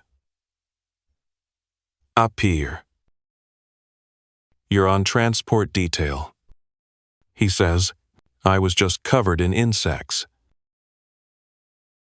And now you're getting covered in scrolls. Fair enough. You're led to a storeroom near the scribe house. Inside are over 100 tightly rolled papyrus scrolls, each sealed with a bit of wax or twine. The head scribe says, "These are tax records. Take them to the boat at the southern dock." You blink. All of them. Yes. By sundown, you don't cry, but your soul whimpers a little. You load them into baskets, stack them precariously onto a cart, and begin the slow trudge to the dock. The wheel squeaks. The sun glares. Your left sandal comes untied, and you nearly eat sand. Halfway there, a goat tries to climb onto the cart. You shoo it. It resents you for hours. Fringe tidbit. Some Egyptian tax records included bizarre entries like 1 jar of goose fat, 7 clumps of unwashed wool, or 20 measures of shadow rent, which scholars still debate. You sincerely hope shadow rent doesn't involve you personally. You reach the dock just in time to see the tax boat leaving. You drop the rope. Wait. A sailor looks back. You're not the bread guy. "I've got scrolls," he shrugs. "Too late. Next barge tomorrow." You stare at your now uselessly heavy cart and consider joining the locusts out of spite. Instead, you unload the scrolls into a shaded corner and collapse beside them. A passing fisherwoman takes pity on you and hands you a date. You chew it slowly, staring at the horizon like a very patient curse. Then you hear a splash.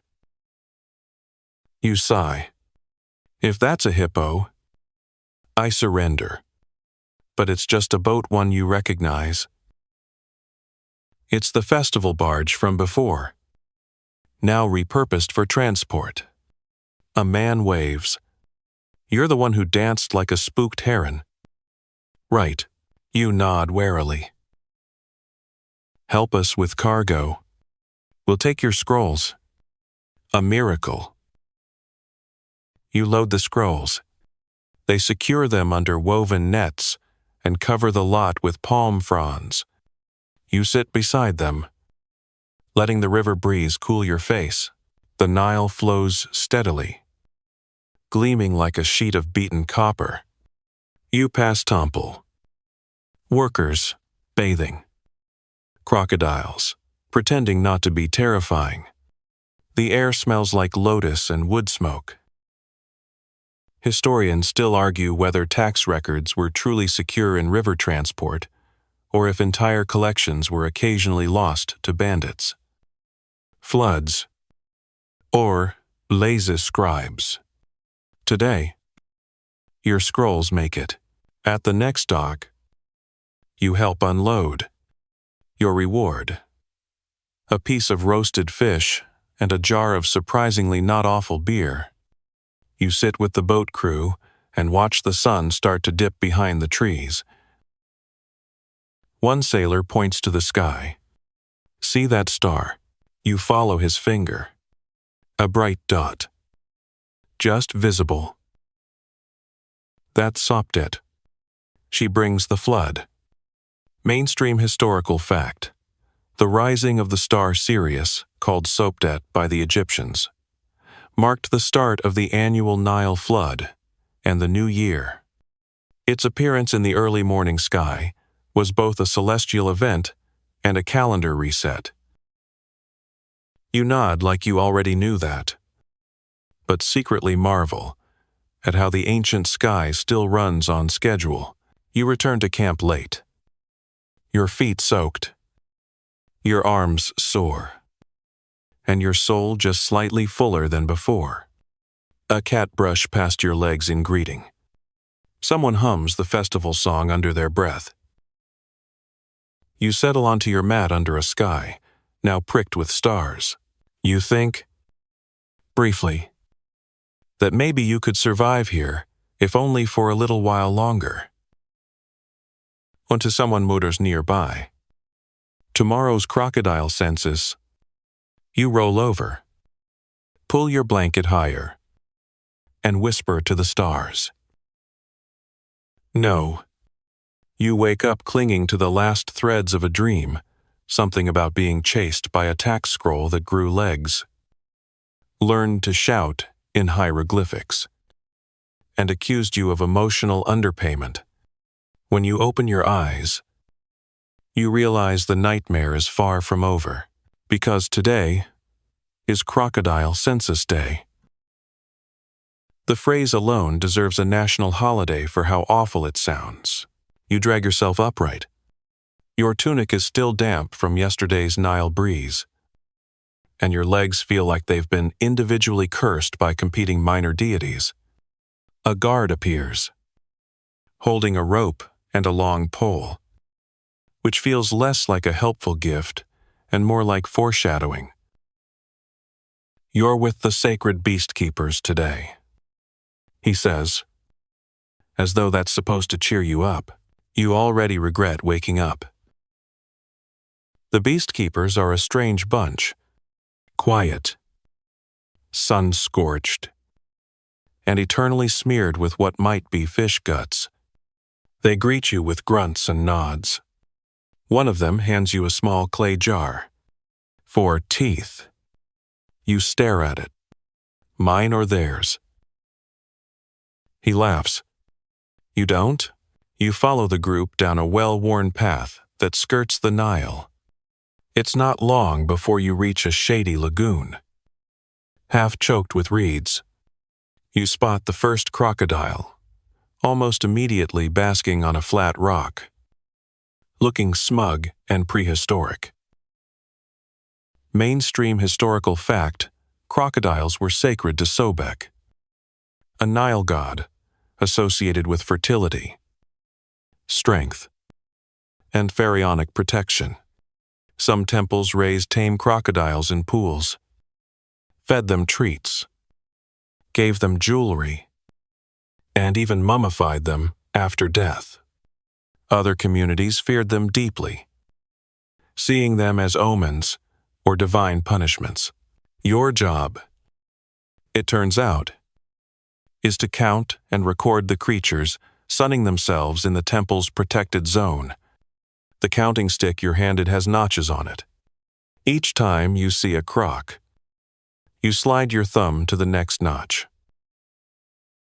It feels like a crueler, scaly version of bingo. You crouch behind some reeds. 1, 2, 3. Then one disappears underwater, and you lose count. Should we start over, you whisper? No, says the keeper next to you. We lee creatively, reassuring. You scribble a mark on the clay tablet hanging from your neck, hoping no one ever audits your arithmetic. A crocodile blinks slowly at you, like it knows you just made up its sibling. Then comes the fun part, feeding time. You're handed a bucket of fish heads. You try not to cry. The crocs, once sleepy and sun-lazy, perk up like toddlers on sugar. Their tails twitch. Their jaws widen into what might generously be called smiles, if your definition of smile includes several rows of stabbing death. You toss a fish head toward the nearest croc. It snaps it out of the air with a crunch that echoes in your rib cage. Fringe tidbit. Some priests believed that the behavior of sacred crocodiles could predict floods, famine, or favor from Sobek himself. A particularly enthusiastic snap might be read as a blessing. You, on the other hand, read it as a reminder not to trip. The beast keepers are oddly tender with the animals. One whistles softly, and a smaller croc swims closer. He pats its head like it's a slightly dangerous puppy. You reach into the bucket again and mutter, "Do you accept tips?" The croc winks. Probably. You survive feeding time with all limbs intact. Though one croc did get uncomfortably close to your left sandal. You name him Sir Wiggles, out of spite. The rest of the afternoon is spent recording croc behavior. Basking, splashing, tail flicking. One rolls onto its back and you swear it's showing off. You scratch it onto your clay tablet. Croco flexing. Possible divine arrogance. Historians still argue whether the priests truly interpreted croc behavior or if it was more symbolic pageantry. Either way, today, you're taking spiritual notes on reptilian sunbathing. Your career trajectory is increasingly bizarre. You return to the temple just before dusk. The scent of fish clinging to your hair, your sandals, and possibly your soul. You think the day's over?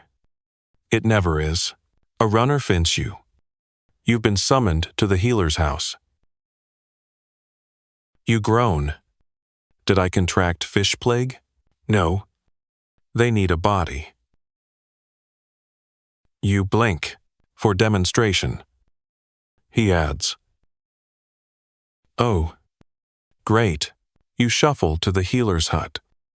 A small, reed-shaded building full of smells that range from mint to something that could be melted frog. The healer is an elderly woman with sharp eyes and a soft voice. She smiles and pats a mat. Lie down. Pretend you're unwell. You obey. Honestly, not much pretending needed. She begins her lesson. A group of young apprentices circle the mat as she touches your wrist, checks your eyes, and pokes your stomach like it owes her money. Mainstream historical fact. Egyptian medicine was astonishingly advanced for its time. They practiced surgery, had an understanding of the pulse, used moldy bread to treat wounds, a primitive antibiotic, and wrote down hundreds of remedies in medical papyri. Some techniques were surprisingly effective, others involved spells and crocodile dung. You lie still while she demonstrates how to bind a fake broken arm, soothe a fever with cooled lotus water, and treat a snake bite by chanting, and then applying onion paste. You sincerely hope no snakes show up. Fringe tidbit. The Ebers Papyrus contains over 700 magical formulas and folk remedies. One treatment for hair loss. Rub fat from a lion, hippopotamus, and crocodile onto your scalp. Bold of them to assume you'd survive the shopping list. The apprentices take turns, practicing. One wraps your leg so tight it starts to go numb. Another whispers an incantation over your ear and then sneezes into your face. It's a rough afternoon. At the end, the healer thanks you and gives you a fig. You nibble it slowly on the walk back. Mummified leg dragging slightly behind. By nightfall, you're back on your mat, watching the last golden light fade from the horizon. You hear someone telling a story nearby, something about a beetle that rolled the sun like a marble. Another day, another myth, another bite from something mysterious. You survived crocodiles. You survived medical apprentices. You are now either blessed or doomed. But either way, you're still here. And tonight, that's enough. Hey guys. Tonight we survive a little longer in ancient Egypt, which is really starting to feel like one long, extremely immersive obstacle course designed by the gods for their personal amusement. You start the morning, as always, slightly confused, vaguely itchy, and deeply suspicious of any task that begins with the word sacred. Today's sacred activity. Pottery duty. That doesn't sound terrible at first. In fact, you momentarily imagine a quiet workshop, a cool breeze, maybe a gentle lump of clay spinning serenely on a wheel while someone hums in the background. A little great Egyptian throwdown, if you will. Nope. You're led to an open-air yard full of fire pits, broken shards, piles of dust, and exactly zero serenity. A man with arms like temple columns gestures at you to help haul clay from a pit that smells like swampy regret. Mainstream historical fact. Pottery was absolutely essential in ancient Egypt, not just for storing food and drink, but also for rituals, burials, and trade. Different types of clay were used, depending on the function: Nile silt for everyday use, and marl clay for finer pieces like perfume jars or religious vessels. You trudge through sticky muck up to your ankles, scoop up heavy gobs of clay, and dump them into baskets. The potter grunts approval. You're given a paddle and told to beat it until it obeys. So you do. It's weirdly satisfying smacking the clay into submission, but also exhausting. After a while, Your arms feel like they're being punished for crimes your ancestors committed. Once the clay is properly moody and sulky, it's ready to shape. You're shown how to coil strips into jars, smoothing them with water and scraping tools made from bone, shell, and someone's creative sense of geometry. You try your hand at it. Your jar looks more like a deflated gourd than anything useful. The potter looks at it, shrugs, and uses it to feed goats. Fringe tidbit. Ancient Egyptian potters often left fingerprints in their work. Modern archaeologists have found entire fingerprint patterns preserved in pottery over 3,000 years old. So yes, your badly formed goat dish might one day confuse a graduate student. You're assigned to painting next. The brushes are made from chewed reeds and donkey hair.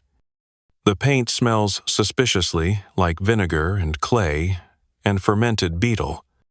You're told to decorate oil jugs with standard motifs, papyrus, water birds, abstract waves.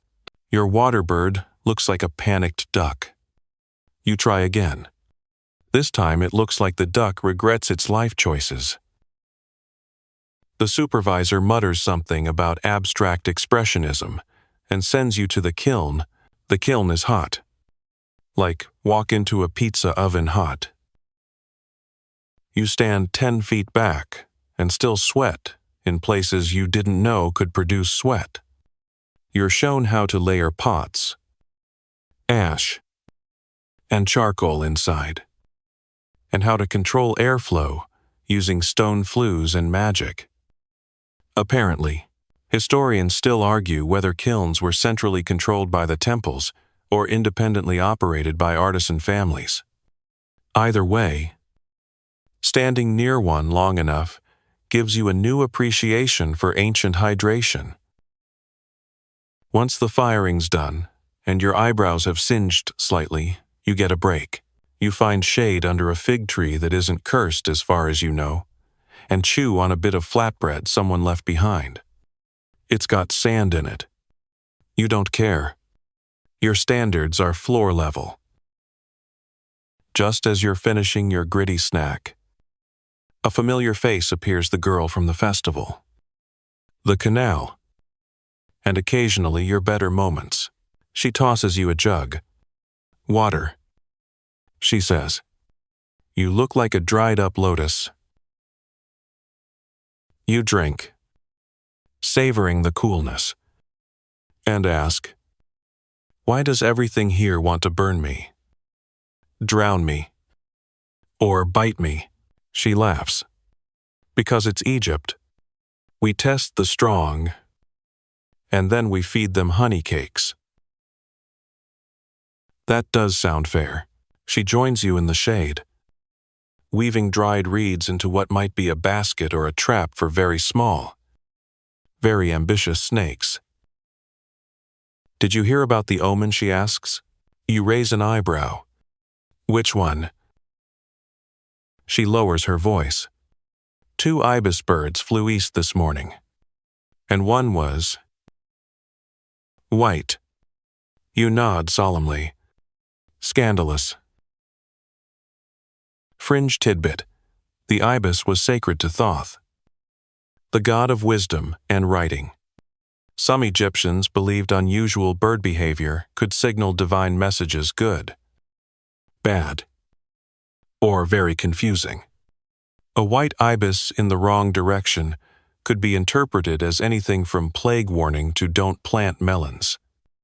You lie back in the grass and let your limbs go limp. For a moment, it almost feels like rest. Then you hear shouting. You sit up. What now? Turns out there's been a delivery issue. You are now responsible for escorting a shipment of ceremonial beer to a neighboring temple.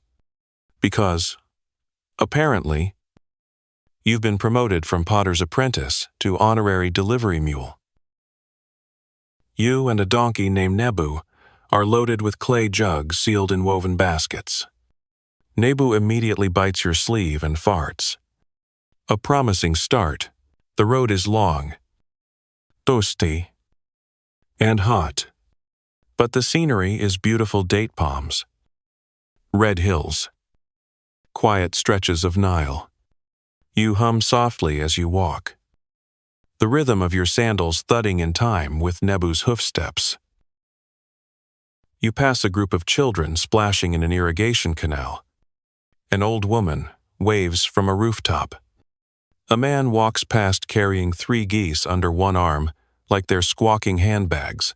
Mainstream historical fact: ancient Egyptians had extensive trade and transport routes between temples, cities, and villages. Donkeys were the primary land transport animals, prized for their endurance and surprisingly expressive ears. Eventually, you reach the temple, deliver the beer mostly unbroken, and are handed a honey date bar as thanks. You and Nebu share it. He drools on your arm in gratitude. By the time you return to your camp, the stars are out. You've got dried clay in your hair, soot on your face, and donkey nibble marks on your sleeve. And still you smile. You made pottery. You survived the kiln. You navigated divine bird gossip and delivered sacred beer without spilling it much. You lie on your mat and close your eyes. Somewhere nearby, a cat purrs. You might not be Egyptian royalty, but tonight, you're enough. You wake up thinking, please let today be about naps, or grapes, or something not involving sharp objects or sacred livestock. Instead, it's the day you become a mortuary assistant. You sit up slowly. Absolutely not. But the head priest has already pointed at you and declared, the gods have chosen. This seems less like divine selection and more like a shortage of volunteers. You're handed a jar of resin and a small bundle of linen strips that smell like old paper and regrets. The embalming house sits at the edge of the necropolis, just far enough from the village to feel ominous, but not far enough to escape the smell. Mainstream historical fact: mummification in ancient Egypt was a detailed, multi-step process that involved removing internal organs, drying the body with natron, a natural salt, wrapping it in linen, and performing rituals to ensure safe passage to the afterlife. It was both science and ceremony, an essential part of spiritual belief. You try not to gag as you walk through the doorway. The scent is complex, equal parts incense, natron, beeswax, myrrh, and the gentle suggestion of very old meat. Inside, several embalmers are already at work. One is sewing a mouth closed with fine thread. Another is delicately rubbing oils onto a stiffened hand. A third is muttering a hymn while weighing a small heart-shaped amulet in his palm. You're assigned to the linen room. You think, okay, folding bandages. I can handle that. Nope. Your job is to cut strips of linen and soak them in warm resin. This sounds simple until the resin starts cooling and your hands begin to stick to everything. You become a walking glue trap. You knock over 3 bowls, lose a sandal, and temporarily glue your fingers to your own tunic. Don't worry, says a worker beside you. You'll get used to the smell. You don't. You help wrap the body of an elderly man, a noble. Apparently, his skin is already stiffened with natron. The embalmers work in practiced silence, wrapping each digit individually, placing amulets at specific joints, and murmuring spells over every layer. Fringe tidbit. Some mummies were wrapped with written spells on their linen, or even had protective symbols painted directly onto the fabric. One woman was found with a golden tongue in her mouth, perhaps to help her speak clearly in the afterlife. Your job, humbly, is the toes. You wrap them as carefully as you can, whispering, "Please don't curse me," under your breath with every turn. One of the embalmers hands you a small jar of oils. For anointing. What kind? Good kind. You gently dab the forehead of the wrapped noble with the oil, watching as it darkens the linen and releases a scent of pine and honey. For one surreal moment, it feels peaceful, quiet, like the body is simply sleeping beneath hundreds of years of reverence. Then someone drops a jar. It shatters. The cat from the temple sprints into the embalming room, knocks over a bowl of natron, and darts under a table. You instinctively dive after it, because of course you do, and come face to face with a mummified ibis. "Hi," you whisper. The cat blinks at you, tail twitching like a metronome of judgment. You gently reach out, catch it by the scruff, and pull it from its hiding spot. It hisses once, then goes boneless in your arms, like it's decided you're at least 40% acceptable. The embalmer sighs. That's the third time Bastet's child has interrupted this week. You return the cat to the sunlit ledge, where it seems happiest, and return to your linen table. After lunch, which involves surprisingly good flatbread and a pomegranate so tart it makes you see the future, you're called to the preparation chamber. There's another body, a woman this time. Her arms are crossed over her chest, and she's been painted with a delicate lotus on her forehead. The priest says, "You will help place the shabti." You nod like you understand. You do not. Mainstream historical fact. Shabti, or ushabti, were small figurines buried with the dead to act as servants in the afterlife.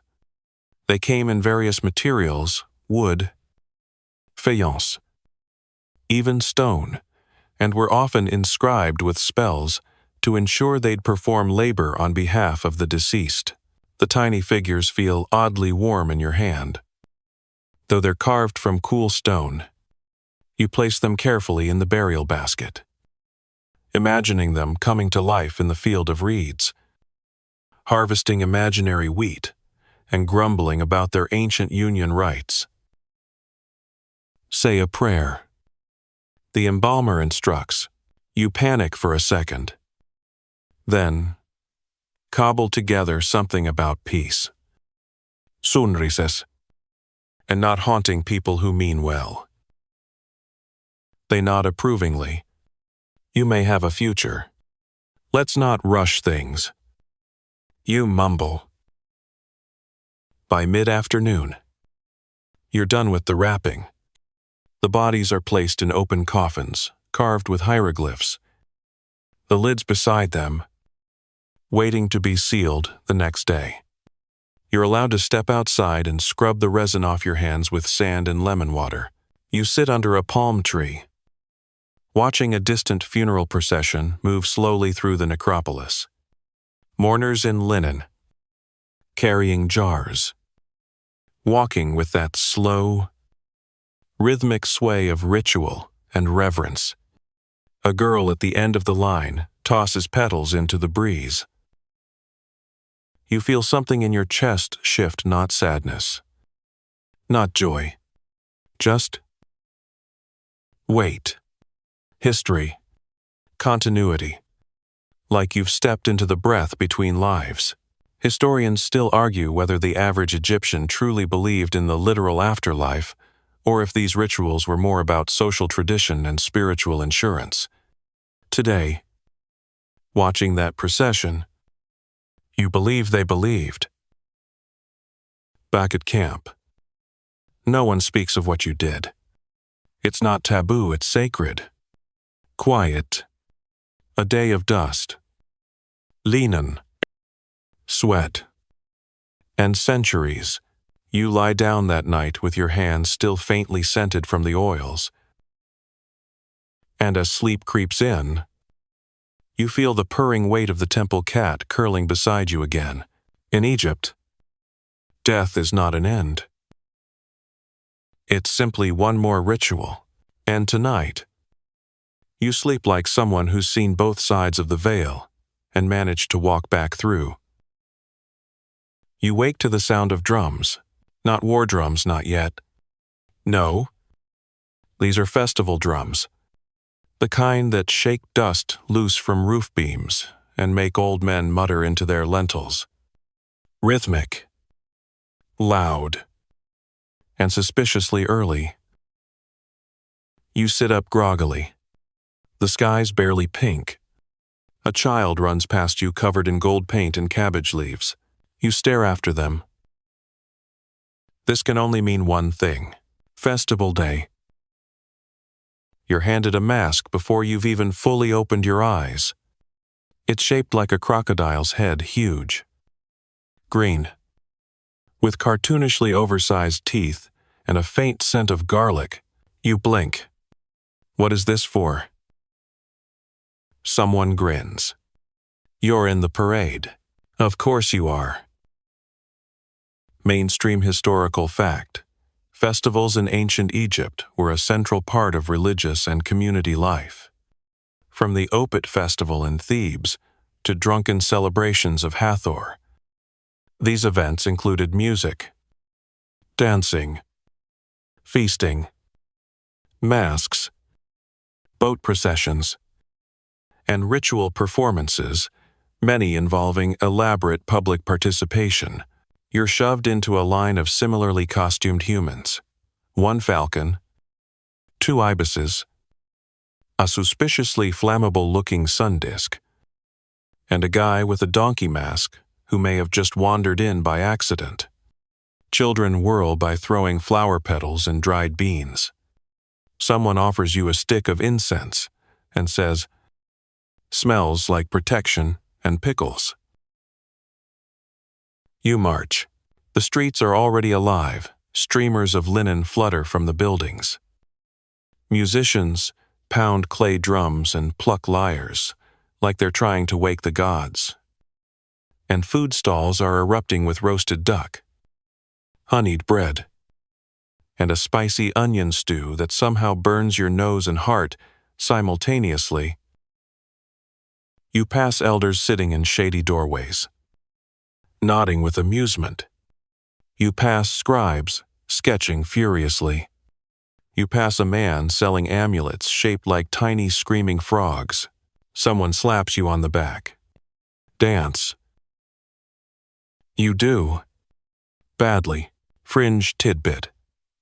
One festival of Bastet featured processions where participants danced wildly while carrying sistrums, rattling instruments, drinking copiously, and occasionally flashing their neighbors. Scholars believe this was either joyful liberation or a polite excuse for mischief. You rattle your borrowed sistrum and spin like a mildly possessed beetle. The crowd cheers. The parade winds toward the river, where boats are being launched. Bright sails catch the wind. Boats, adorned with flowers and carvings, statues of gods, Sobek, Hathor, Ra are carried aboard and gently rocked as people sing blessings into the Nile. You're herded onto a smaller raft with a papier-mâché vulture figurehead and absolutely no concept of balance. As it pushes off, someone yells, "More cabbage." You look up just in time to see a handful of shredded cabbage rain down on your head. Apparently, this is symbolic. You're not sure of what. Possibly blessing. Possibly humble salad. The raft wobbles its way down the canal, narrowly avoiding other boats. Musicians on board play a tune that might once have been sacred, now deeply confused. One man is playing a pot. Historians still argue whether all these processions were deeply religious ceremonies or community excuses to get mildly tipsy and hurl vegetables. You're leaning toward both. Eventually, your boat docks near the temple steps. You disembark, cabbage-scented and dizzy. A priest stands there, smiling. You've been chosen. You groan. Chosen for what? To carry the sacred lotus. You're handed a large pink blossom on a gilded pillow and told to walk slowly, very slowly. Like, each step is a prayer, slowly. The crowd hushes as you pass. The lotus bobbles. You've never been this nervous carrying a flower before. Mainstream historical fact. The lotus was a powerful symbol in Egyptian culture, representing rebirth, creation, and the sun. It closed at night and reopened at dawn, embodying the daily cycle of life, death, and renewal. You reach the shrine and place the lotus on an altar, where it is gently misted with scented water and blessed by 5 chanting priests and 1 very confused goose. Afterward, you're offered a cup of festival wine. You sip, then cough. It tastes like fermented raisins and ambition. You wander through the festival stalls. One offers fortune-telling based on the shape of your ears. Another lets you wrestle a fish for prizes. A child offers you a beetle for free. You politely decline. You spot a quiet patch beneath a palm tree and collapse there. Un moment later, someone flops down beside you. It's the same girl. Festival lotus petal girl. Canal girl. You again, she says, smiling. Me again. You reply, pulling a petal out of your ear. She hands you a fried cake dipped in honey. It's shaped like a star. Sort of. It looks more like a squashed cat. But you don't care. You eat it in 3 bites. Music swells in the background. A drum beat rising under layered flutes and clapping. People begin dancing again, forming a spinning ring of masked figures, whirling colors, and jangling beads. Fringe tidbit. Some Egyptian festivals lasted days or even weeks. The ancient city of Bubastis was known for massive parties where entire families camped along the riverbanks and sang bawdy songs to honor the gods. Come dance, she says, already pulling you up. Your legs scream in protest. Your dignity hides behind a bush. But your feet, they move. You join the ring. You dance. You laugh. You forget, for just a little while, that you're a slightly confused time traveler wearing a cabbage-scented crocodile mask in a 3,000-year-old party, because tonight, ancient Egypt is alive with joy. And somehow, so are you. You wake up in a pile of linen, petals, and regret. Your head throbs faintly with the memory of too much festival wine. And your sandals are missing. One is halfway across the courtyard, stuck in a melon. The other is nowhere, possibly married to a goose now. You sit up, groaning, and immediately realize 3 things. You are still wearing half of your crocodile mask. Your tunic is on backwards. 2 guards are staring at you. Not at you. Exactly more like through you. The kind of stare that says, "We're about to ruin your morning and possibly your entire week. You," one of them says, "have committed an offense." Your voice cracks. "Was it the dancing?" The other one deadpans. "You offended Ra." Right. You are marched through the temple grounds, past still sleeping festival revelers, half-eaten honey cakes, and one elderly man snoring into a tambourine. You're not exactly shackled, but the guards don't let you dawdle either. Eventually, you're brought to a shaded courtyard. At the center is a seated priest wearing so much eyeliner, he looks permanently skeptical. Behind him, a stone statue of Ra with a stern beak and judging eyes. Before him, a modest pile of offerings and a scroll resting on a reed mat. "You were seen," the priest says slowly, "napping in the presence of the sun god." You blink. "I was unconscious in a shrub." Exactly. Mainstream historical fact. While the ancient Egyptians weren't quite as legally obsessed as later civilizations like the Romans, religious offenses were taken seriously, especially anything seen as disrespecting a deity, sacred space, or ritual process. The lines were often blurry, and trials could be theatrical affairs full of omens, public testimony, and ritual gestures. Your trial begins. A scribe reads a record of your crimes, which includes the following: sleeping near a statue of Ra, wearing a crocodile mask after the sacred hour, dropping half a honey cake onto temple steps, looking suspiciously undevout while reclining. You are asked to respond. You consider pleading sleepwalking. You instead say, "I was overcome by divine presence and carbs." The priest narrows his eyes. The guards try not to snicker. You are then assigned a defender, an old woman with no teeth, who smells of incense and onions. She glares at the court, raises her hands dramatically, and says, "This one was kissed by Bastet. He naps where he pleases."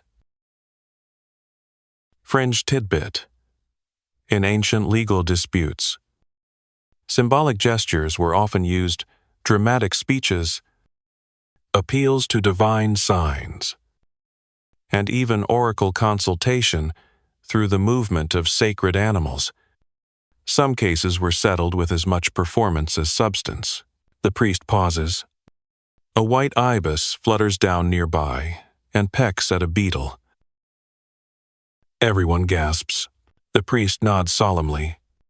The gods have spoken. The offender will be punished mildly. You exhale. Then someone throws a melon rind at your feet and yells, "To the labor fields." You've had worse. You are sentenced to 1 day of temple labor, which you later find out was probably going to be your job today anyway. Your task: carrying baskets of limestone dust from a collapsed column to the repair yard. The dust gets everywhere. In your mouth, in your hair, in parts of your soul you didn't know were porous. Mainstream historical fact: temple complexes were always under repair. Stonework eroded in the desert wind.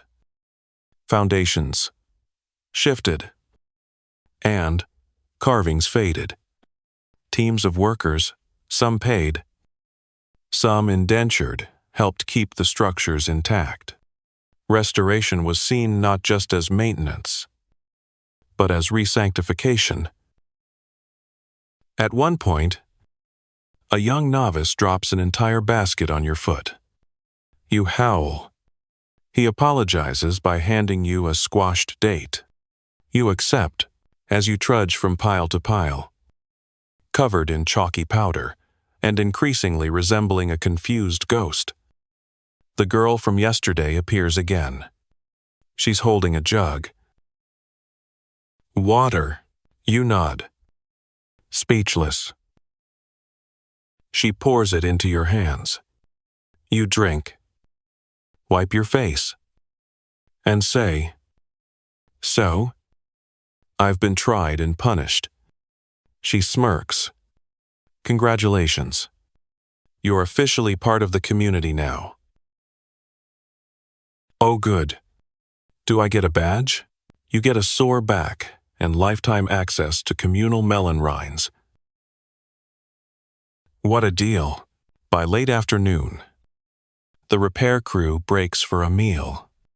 You're handed a bowl of lentils, a piece of bread that might double as a weapon, and some dried figs. You sit under the half-shadow of a crumbling wall, sharing food with the other offenders, mostly festival nap victims and one guy who claims he glared disrespectfully at a divine duck. You feel oddly accepted. Historians still argue whether the social enforcement of divine respect in Egypt was more about religion or about reinforcing state power. But to you, after a day like this, it feels a bit like both and also like theater. Sacred, sandy theater. Before the sun sets, your punishment ends. You're allowed to return to the communal quarters, where someone's playing a gentle melody on a flute, and another is sketching temple graffiti in charcoal. You sit quietly for a while, watching the day fade. The river glows copper in the distance. The sky bleeds rose and amber. A boy runs past yelling, "It's beetle racing night." You shake your head. Nope. Not tonight. You curl up on your mat, still smelling faintly of limestone, and trace a line in the sand with your finger. Something abstract. Maybe a bird. Maybe a sun. Maybe just the shape of today. You close your eyes with the faintest of smiles. You've offended a god. You've been forgiven by a bird. You've lifted more dust than most pharaohs ever did. And you're still somehow alive. You wake up to someone shaking your shoulder and whispering urgently, "Get up. Take this. Run." You blink groggily. It's still dark. Stars blinking lazily above the thatched roof. A clay jar is being shoved into your hands. It's sealed, slightly warm, and smells like cinnamon. What is it, you croak? Pottery. The figure says, wide-eyed. Very important. Delivery. You stare at him. Who are you? Not important, he says, then vanishes into the darkness like a badly written side quest. You stare at the jar. You stare at the horizon. You weigh your options back to sleep, or running across the desert at dawn with mystery pottery. You sigh. You run. The path winds past the temple district and out into a dusty road lined with acacia trees. Your sandals slap the dirt. The jar is heavy, and it sloshes just enough to make you wonder if pottery is a euphemism. You pass a pair of guards who barely glance at you. A child points at you and says, "That one's cursed." You wave. Mainstream historical fact: ancient Egypt had a surprisingly robust postal and courier system. Couriers could deliver messages, goods, and offerings between temples, estates, and government officials, often traveling great distances on foot or by donkey. Some deliveries were sacred, others bureaucratic, some just weird. After half an hour, you slow down near a small village marketplace.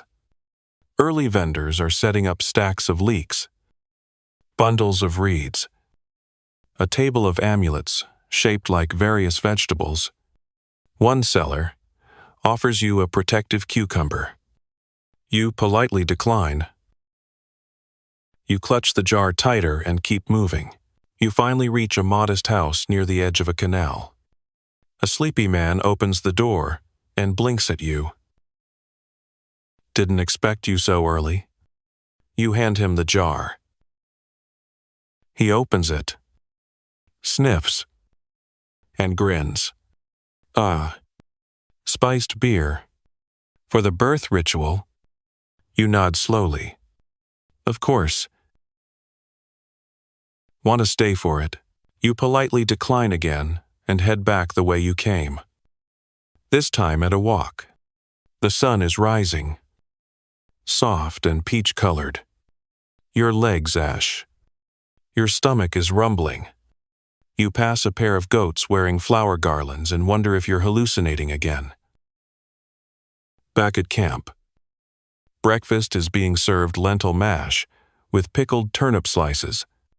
You eat like someone who's escaped divine judgment and deserves a reward. Even if that reward is sour and beige. Someone approaches you, mid-bite. We need help near the granary. You groan, but follow. You find yourself in a narrow alley where half a mud brick wall has collapsed. Bags of grain have spilled, and mice are having the time of their lives. Your job, scare the mice. With a stick. And clapping, you become the mouse patrol. It's not glamorous, but it does mean you meet one of the granary's scribes, a woman with a sharp nose, sharper sarcasm, and a stylus that moves like a sword. She teaches you how to tally damaged grain sacks in a system of slashes and dots. You mess it up 3 times. She sighs, takes the stylus, and says, "You're very pretty for a disaster." You blush, fringe, tidbit. Some scribes developed personalized shorthand systems for recording inventory, small flourishes or codes known only to them and their immediate circles. Modern scholars still occasionally find baffling notations that may just be ancient inside jokes. You finish the tally and are rewarded with a tiny cake that may be 80% sesame seed and 20% sugar. It sticks to your teeth and makes your brain momentarily reboot. You wander away from the granary, through rows of reed huts, mud brick homes, and sleeping cats. One house has a painted eye on the door. Another has a small fish hanging above the threshold. You stumble upon a storyteller. An old man with a voice like sand and honey sits cross-legged in the shade, surrounded by kids. He's describing a great battle between a sunboat and the snake of darkness. His hands move like dancers. His words feel like lullabies and thunderstorms rolled together. You sit quietly and listen. Mainstream historical fact. Oral storytelling was a vital part of Egyptian culture. Myths, fables, parables, and historical events were passed down by word of mouth, often told in poetic cadence, with dramatic gestures. Some tales were moralistic, others entertaining, and many survived only in fragments on papyrus. You stay until the children scatter and the storyteller turns to you. He squints. "You've had a strange day." You nod. He chuckles. There's a saying, the Nile never tells the same story twice. You smile. As the sun climbs higher, you head toward the canal for a rinse. The water is cool and sweet-smelling. You wash your hands, your face, your dutes. A bird lands nearby, dips its beak, then flies away without a sound. Historians still argue whether daily life for non-elite Egyptians was grueling or joyful. More likely, both in unpredictable rhythm. Today, you've been a courier, a pest control officer, a failed tally keeper, and a brief audience to a living myth. And through it all, you haven't broken anything, or cursed a god, or fallen into a pit. That's growth. You return to the temple grounds, just in time for evening chants. Priests sing praises to Ra. Incense coils through the air like lazy spirits, and the crowd murmurs responses in quiet, swaying unison. You don't know the words, but you hum along anyway. And somehow, it feels like enough. You wake before dawn this time, not from shouting or drums or mysterious jars, but because it's finally quiet. The camp breathes softly around you, snores from a distant worker. The rhythmic creak of a water wheel, turning slowly somewhere downstream, and the gentle, sloshing shuffle of someone fetching morning water. A thin layer of dew glistens on the thatch and mats, and the air carries that rare coolness that vanishes the moment Ra rises. You stretch, bones popping like overbaked breadsticks, and realize that miraculously, nothing hurts too much. Just enough to remind you you're still alive. Someone nearby murmurs, "Last day." You blink. Wait. What? Apparently, your seasonal labor rotation is over. You've reached the end, not with fanfare or a gold medallion or even a goodbye fig.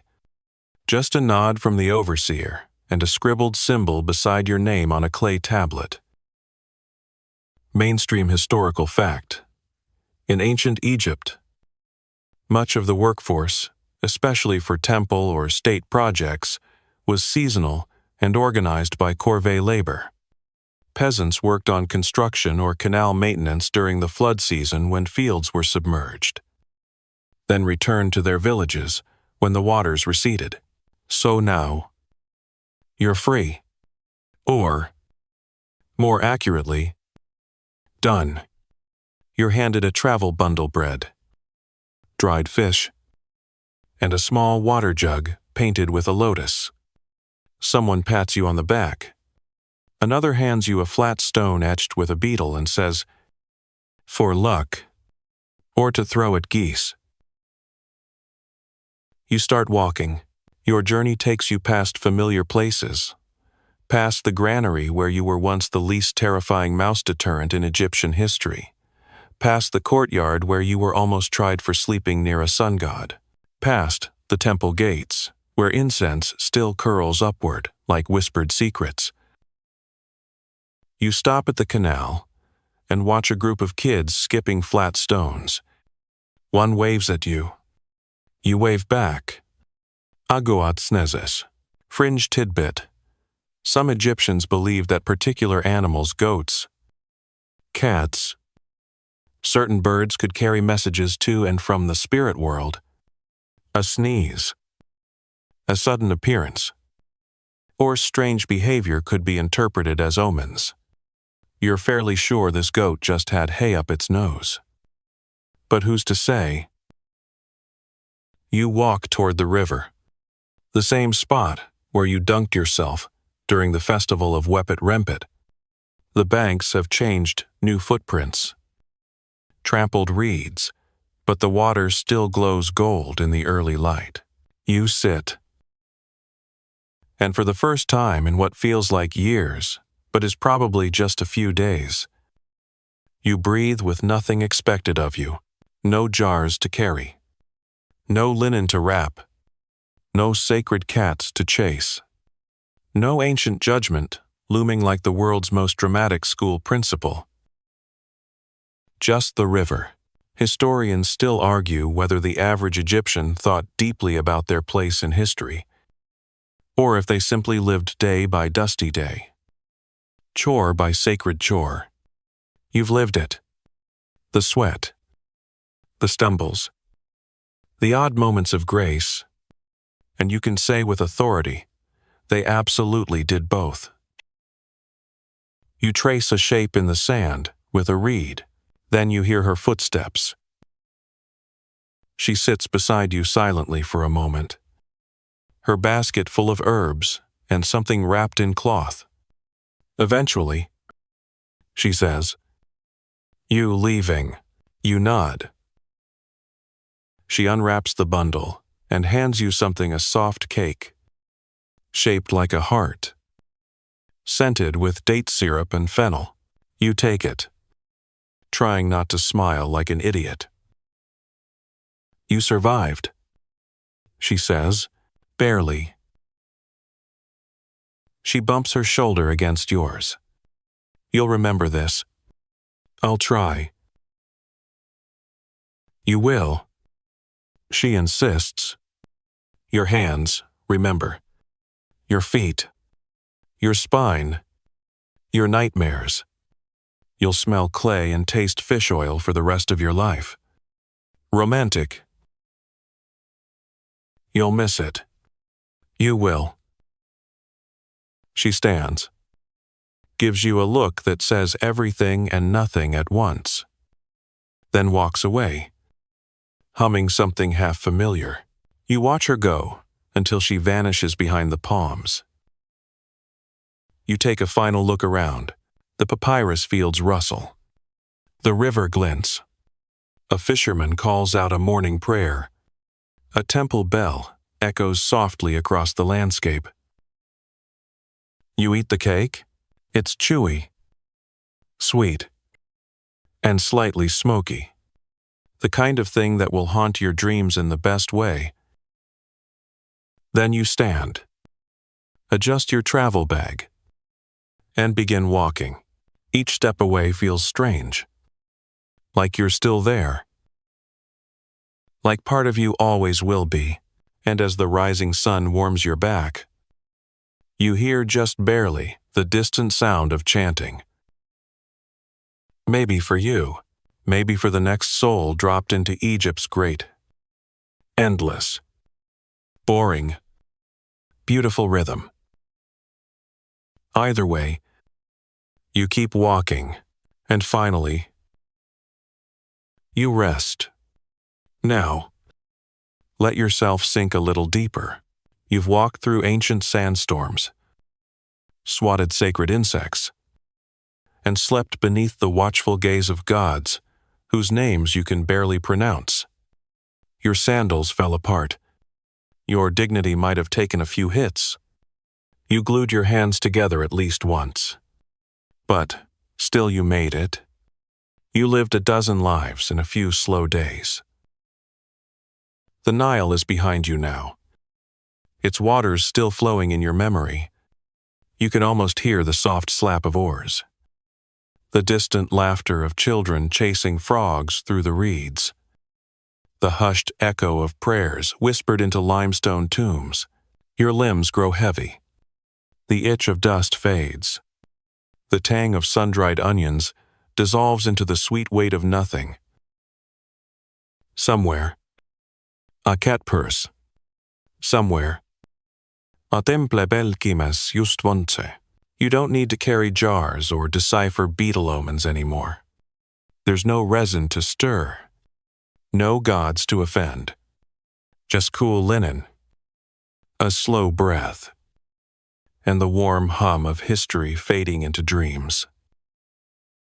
So stretch out. Let your heart beat slow. Let your mind wander back through dusty alleys and into quiet fields, where papyrus rustles like lullabies. You've survived Egypt. You've earned your rest. Sleep well, traveler. Sweet dreams.